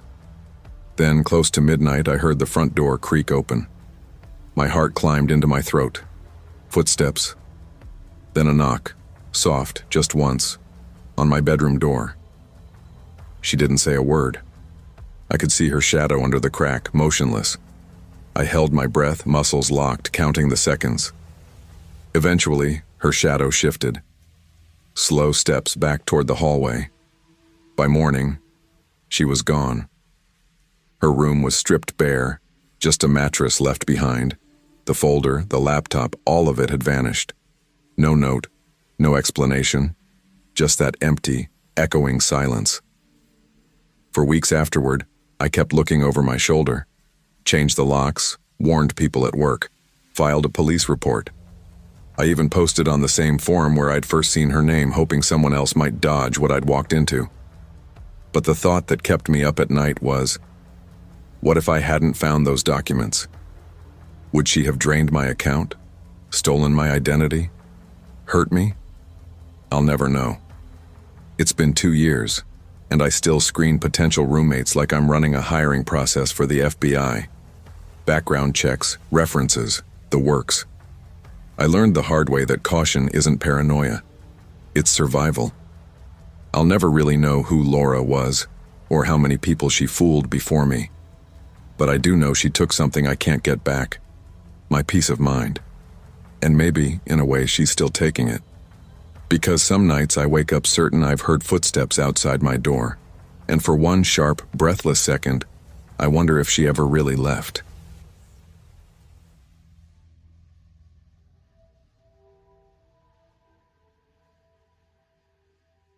I'm Ethan, and this happened about 8 months ago during my second year of college in Ohio. I had just moved off campus into a small 2-bedroom rental with my roommate, Ben. We weren't best friends or anything, more like casual friends who got along well enough. We'd met in a psychology class the year before, bonding over late-night study sessions and a shared obsession with greasy takeout Chinese. The house itself was a simple 1-story place. Creaky wooden floors that groaned under every step, Wi-Fi that cut out if you breathed wrong, and a weirdly narrow hallway that felt like it had been designed as an afterthought. Still, compared to the cramped dorm rooms we'd lived in before, it felt like a palace. For the first couple of weeks, everything was easy. My classes were steady, my sleep schedule was finally back to something normal, and I was starting to feel like the place was really mine. Then, little things began to bother me. At first, I told myself I was just being absent-minded. The first time it happened, I came back from class to find the back door cracked open. I figured I must not have shut it properly that morning. But it kept happening. A few days later, I walked in after my afternoon lecture and saw the bathroom light on. I knew for a fact I hadn't used it that morning. That's when I started doing the whole obsessive triple-check routine. Doors locked, lights off, everything in place before leaving. But even then, I'd come back to something different. A chair at the kitchen table pulled slightly out. The hallway closet door left open just a crack. My hoodie, which I always kept on the hook by the front door, lying on the floor. I brought it up to Ben once while we were both in the kitchen. He was leaning against the counter, scrolling through his phone. "Hey, have you been noticing the back door being open or stuff moved around?" I asked. He smirked without even looking up. "Maybe we've got a ghost with bad hygiene." I laughed because I didn't want to seem paranoid, but deep down it unsettled me. He didn't offer to check the locks, didn't ask for details, just went back to texting. And the weirdest thing? He was never home when these little changes happened. Not once. He was always at class, out with his girlfriend Dana or somewhere else entirely. Then things got worse. One night I woke up around 3:30 a.m. because I swore I heard footsteps in the hallway. Slow, careful ones, pressing into those damn creaky boards. My bedroom door was shut, and I just lay there holding my breath, straining to hear them again. After a few seconds, the sound stopped. I told myself it had to be Ben on his way to the bathroom, but in the morning when I asked, he frowned. "I stayed at Dana's last night," he said. I forced a laugh, acting like it wasn't a big deal, but my stomach had been in knots ever since. That same week, I came home to find my bedroom window slightly open. The screen was pushed outward like someone had tried to climb through it. I hadn't touched that window in over a week. That's when the fear really hit me. This wasn't just weird anymore. This was dangerous. I ordered a cheap indoor security camera online, the kind you plug straight into the wall and control from your phone. I set it up on the bookshelf in the living room, angled so it could see the hallway and the front door. I didn't tell Ben about it. I wasn't even thinking he was involved. I honestly believed someone might have been sneaking in. A neighbor with an old key, maybe, or even a former tenant. My mind wouldn't stop racing. Every night before bed, I checked every lock twice. I made sure the windows were sealed tight. Still, I woke up with that heavy, sick feeling in my chest. Certain something was off. For the first few days, the footage was boring. Just me walking through the hallway, Ben coming and going, lights switching on and off when they should. Then, one morning, I scrolled back through the feed and my heart sank. It was from the night before, around 2:14 a.m. The camera picked up the faintest movement in the hallway outside my bedroom door. A figure, tall, wearing a hoodie, just standing there, not moving, just watching. The face wasn't clear in the footage, just a shadow where features should have been, but the way he stood there perfectly still facing my door, it made my skin prickle. I replayed the clip over and over, trying to force myself to believe it was just Ben checking on something. But why wouldn't he knock? Why wouldn't he say anything? And why the hell would he just stand there watching me sleep? That night I decided I had to ask. We were both home for once, sitting in the living room. Me pretending to scroll through my phone, him watching some random sitcom rerun. My palms were sweaty. "Hey," I said, keeping my tone casual. "Were you in the hallway last night? Around 2 in the morning?" His head jerked toward me. For a second, his eyes went wide. Then he gave this confused little laugh. "What? No, dude. I wasn't even here. I was at Dana's, remember? He pulled out his phone and scrolled through his photos, showing me a blurry picture of the two of them on her couch watching some horror movie. There was a timestamp, sure, but that didn't prove where he'd been at 2 a.m. exactly. I must have looked more shaken than I realized, because for the first time in weeks he actually seemed concerned. "You okay, man? You're not sleeping well, huh?" I just nodded, saying nothing about the camera. Something deep in my gut told me not to. I didn't trust him. Not anymore. Over the next few days, everything in the house felt different. Ben went quiet. Too quiet. He used to hum while brushing his teeth, leave the TV blaring in the living room, stomp around without caring. Now he moved like a shadow. No sound, no presence, except for the way I always seemed to feel his eyes on me. Little things started to shift again. My shampoo replaced with a different brand. My toothbrush angled differently in its holder. One of my textbooks had pages dog-eared in chapters I hadn't even reached yet. I couldn't make sense of it.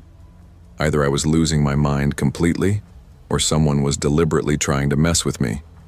And the worst part? That crawling feeling that I was being watched, especially in my own room, never went away. It all came to a head on a Saturday night. I left the house around 7 p.m. to grab dinner, locking every door and window before I walked out. When I got back, just after 9, the front door wasn't just unlocked. It was wide open. I stood there in the driveway for a full minute, frozen. My heart was pounding so hard I could hear it in my ears. "Ben?" I called. No answer. I grabbed the heaviest thing I could find on the porch, a metal floor lamp, and stepped inside, checking every room. Empty. Nothing missing. But something was wrong. My bedroom light was on. I never leave it on. That's when I remembered the camera. My hands were shaking so badly I could barely tap the app. I scrolled back to just after I'd left, hit play, and there he was. Ben, walking around the living room like he was searching for something, then heading straight into my bedroom. 10 minutes later, he came out wearing a hoodie. He crouched in the hallway outside my door, exactly like the figure from the earlier footage, just waiting. Then, calm as anything, he walked to the front door and left it wide open, on purpose, like he wanted me to think someone had broken in. It wasn't some stranger. It had been him, all along. That night, I didn't sleep. I didn't even move. I sat in my locked bedroom with a chair jammed under the doorknob, just waiting for the sun to rise. By morning, I'd made up my mind. I packed a bag, went to a friend's place across town, and sent Ben a single text. "I know what you've been doing. I'll be out by the end of the week." He never responded. A few days later, I went back to grab the rest of my stuff. Dana showed up while I was there, holding a key. She froze when she saw me. "I thought you already moved out," she said. And that's when it all clicked. He'd been trying to scare me into leaving so she could move in. I still don't understand how you go from being someone's roommate to staging this whole twisted psychological game just to get your girlfriend on the lease. I never confronted him face to face. I wasn't going to give him that satisfaction. I just left. I found a tiny studio closer to campus. Deadbolt, no roommates. I'm fine now, mostly. But I still think about those weeks sometimes. The fear, the confusion, the footsteps in the hallway at night. What gets me the most is how close I came to believing I was losing my mind.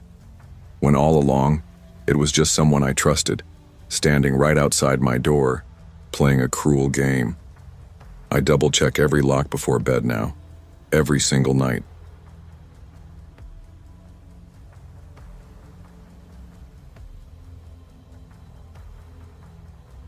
My name's Megan, and this happened about 2 years ago, right after I moved to Portland for a new job. I was 26, fresh out of a long-term relationship, and desperate to build some kind of stability in my life again. When I got an offer at a mid-sized marketing agency, I saw it as a reset button. New city, new apartment, new routine. I didn't know many people in Portland yet, So when a coworker named Natalie mentioned she was looking for a roommate to share her 2-bedroom apartment, I jumped at the chance. She seemed quiet, polite, someone who kept to herself. And that's all I wanted at the time. Peace. No chaos, no parties, no drama. At first, everything was exactly that. Natalie was respectful, paid her share of the rent on time, and never brought strangers home. She worked in a different department at the agency, so we barely saw each other at work either. Honestly, I liked that distance. At home, our conversations were light, about the weather, her cat, or whatever show she was binging.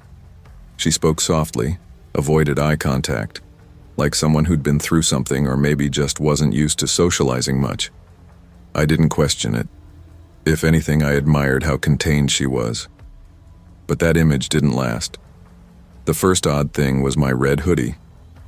It wasn't anything special. Oversized, worn in, the kind of sweatshirt you wouldn't wear out, but could never bring yourself to throw away. I couldn't find it for a couple of days and assumed I'd left it at the gym, or maybe at my ex's place the last time I picked up the last of my things. But then it turned up, folded neatly in the back of my closet, resting on a box I hadn't touched since moving in. I told myself maybe I misplaced it during the move, even though I was certain it hadn't been there before. Then it happened again, first with a necklace my mom had given me, then a pair of earrings. My things weren't just disappearing and reappearing, they were turning up in suspiciously perfect spots, as if someone had deliberately chosen where to place them. That's when the unease started creeping in. I began second-guessing myself constantly. Had I left my shoes under the bed or in the hallway? Did I actually wear that ring to work? Or had it vanished and come back without me noticing? I started lying in bed at night, running through the day in my head, trying to pinpoint the last time I'd seen each thing. Natalie stayed exactly the same, quiet, polite, withdrawn. But I started catching her watching me. Not just looking, watching. I'd walk into the kitchen and her eyes would flick away instantly, like she'd been staring for longer than a casual glance. Still, I didn't want to believe something was wrong. It felt paranoid, like I was inventing problems. But deep down I already knew. I just wasn't ready to face it. That changed one Friday. I wasn't supposed to leave work until 6, but a migraine hit me hard around lunchtime. I didn't text Natalie to let her know I was coming home early. I figured she'd still be at the office. When I opened the front door, I froze. There were footsteps coming from my bedroom. Light, careful, deliberate. My chest tightened. A few seconds later, Natalie stepped out of my room holding my hairbrush. She looked just as startled as I felt. "Oh, I thought this was mine," she blurted, her voice shaky.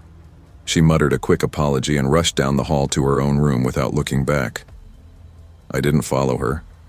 I didn't say anything. I just stood in the hallway, clutching my bag like it could shield me from the reality I was starting to accept. She'd been in my space, touching my things, and I had no idea for how long. That night, I didn't sleep. I kept replaying the image of her standing in my doorway with my hairbrush in her hand, like she belonged there. I started replaying all the little moments that had never made sense. The missing hoodie, the perfectly folded clothes I knew I'd left messy, the way my desk sometimes looked spotless when I hadn't touched it. It wasn't just that Natalie had been moving my things. She'd been studying them, touching them, maybe even using them. The next morning, I ordered a cheap motion-activated camera online. When it arrived, I set it up on my bookshelf, angled so it caught most of the room and the doorway. I told myself it was just to ease my mind, but deep down, I was bracing for whatever truth it might show me. It took less than a week. One night, I went to dinner with a friend from work and left the camera running. When I got home, my hands were trembling as I opened the app on my phone. The footage made my stomach twist. 15 minutes after I'd left, Natalie walked into my room. She didn't sneak or look guilty. Her movements were slow, deliberate, like this was a routine she'd done 100 times. She opened my drawers, held up clothes against her body, even pressed one of my shirts to her face and inhaled like it was familiar, comforting. And then, God, she put on my necklace. the one my mom had given me. She stood in front of my mirror, tilting her head, smiling faintly at her reflection. It wasn't playful. It wasn't a dare. It looked ritualistic. I couldn't stop shaking. I sat on the floor for what felt like hours, staring at my phone screen. I felt violated in a way that went beyond someone touching my things. It was like she'd reached into my identity itself. She had been pretending to be this shy, quiet roommate, when in reality she'd been studying me, mimicking me, wearing my life like a costume. I didn't know what to do. Part of me wanted to storm into her room and scream at her to get out, but a bigger part of me was terrified. If she was capable of this, what else was going on in her head? The next day I acted normal. I smiled when I passed her in the kitchen. I made coffee. I even asked how her day at work had been. She just gave a soft, almost distracted, "Fine," and disappeared into her room. I couldn't tell if she sensed a change in me or if she didn't care. That night I quietly packed a bag and left it in the trunk of my car, just in case. I forwarded the footage to my mom and one of my closest friends with a short message. "If anything happens, show this to the police." I didn't know if I was overreacting, but I wasn't going to take that risk. By Sunday, I'd made up my mind. I arranged to meet with my landlord under the pretense of asking about renewing the lease. When we sat down, I showed him the video. I wasn't sure what reaction to expect, disbelief, maybe dismissal. But his face went pale almost instantly. He told me I could break the lease immediately, no penalty. Relief washed over me, but it was mixed with a sick, hollow feeling that this situation was even real. On Monday, I waited until Natalie was out, then returned with 2 friends. We packed everything in under an hour. I didn't leave a note. I never saw her again. She didn't call, didn't text, didn't ask what happened. She just vanished from my life, like she'd never been there. It's been 2 years, and I still can't wear that necklace. I keep it buried in a box under a pile of scarves. It's not that I think she did anything to it. It's that every time I see it, I picture her face in the mirror, her head tilted just so, like she was trying to become me. That's what unsettles me the most. Not that she was in my room. Not that she touched my things. But that she didn't seem to see me as a person. Just a collection of objects she wanted to slip into. Sometimes I wonder if she's done it before, or if she's doing it to someone else right now. I'll probably never know. What I do know is this: if something feels wrong, pay attention. I ignored every red flag because I didn't want to seem paranoid. I told myself she was shy, that I was forgetful. But the truth had been there the whole time, sitting quietly across the table, watching me just a little too closely.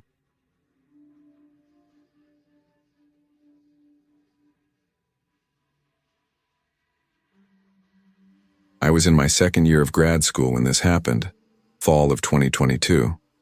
I was studying psychology at the University of Oregon, which meant long hours buried in research, a mountain of reading, and a bank account that barely survived each month. Like most broke students, I had to find somewhere cheap, so I ended up in this slightly run-down 2-bedroom apartment about 15 minutes off campus. That's where I met Alex. He was already living there and needed a roommate to split the rent. At first glance, he seemed like the kind of guy you could get along with. Outgoing, quick to laugh, the sort of person who could start a conversation with anyone. We met for coffee before I moved in, talked about music, hiking trails in the area, and the usual "where are you from" kind of stuff. He mentioned he worked part-time at a bookstore downtown. I thought, yeah, this will work. The first few weeks were fine. Alex was a night owl, but so was I, so we'd occasionally run into each other in the kitchen at 2 a.m, both of us complaining about how grad school was melting our brains into soup. He'd be making tea or flipping through some obscure sci-fi novel, talking about conspiracy theory podcasts he was hooked on. Honestly, it felt harmless, just quirky. But then I started noticing things. Not dangerous at first, just strange. It began with his sleep, or more accurately, his lack of it. I'd come home from a night class around 10 p.m. and find him pacing the living room. The next morning, I'd wake up at 7 to get ready for class, and he'd still be there. Same clothes, same restless energy. Eyes glassy and darting like he was trying to watch every corner of the room at once. Sometimes he'd go 2, even 3 days without sleeping. One night I tried to lighten the mood and asked, "Dude, you ever actually sleep?" He let out this dry, cracked laugh that didn't sound amused at all. "Can't. Too many eyes out there," he said, almost like it explained everything. I figured it was just stoner nonsense or maybe grad school burnout. I wish it had stayed that simple. The mood swings came next.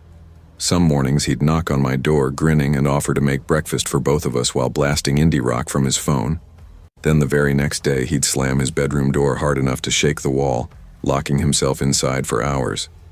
He stopped going to work, stopped showering, stopped acting like the same person I'd moved in with. Then came the Post-its. At first they were just weird doodles, diagrams, strings of numbers stuck to the fridge. Sometimes they'd have phrases like, "Watch the walls," or "It's in the wires." One night, out of nowhere, he knocked on my bedroom door and asked, "Have you been talking about me to the people upstairs?" I blinked at him. "What?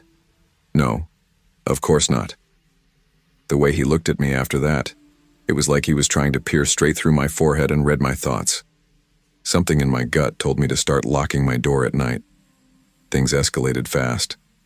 I began spending less and less time at the apartment, taking the long route home, hanging out in the library until closing, just to avoid him. But no matter what, I still had to sleep there. And every night, the tension in my chest grew worse. I'd lie in bed listening to him pace the hallway for hours. His footsteps would stop, then start again, slow and deliberate, almost like he was counting them. Sometimes I'd hear him muttering under his breath. Once, God, I still get chills thinking about it.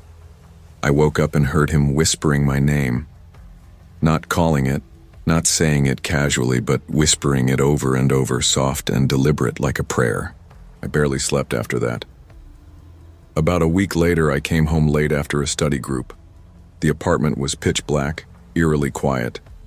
I figured maybe he'd finally crashed and was getting some rest. I headed for the kitchen to grab some water and froze. The fridge was covered, every inch of it plastered with Post-it notes, hundreds of them, and this time, they weren't random scribbles. They were messages. Every single one was about me. James knows. James is listening. He's not who he says he is. My lungs seized up. My mouth went dry. It felt like the walls had just closed in around me. I backed away slowly, my hand shaking as I reached for my bedroom door. I locked it and didn't come out until morning. That was the moment I started seriously thinking about leaving. I even talked to my advisor, who offered to help me find campus housing. The catch? It would take a couple of weeks. I told myself I could handle it that long, if I kept my door locked.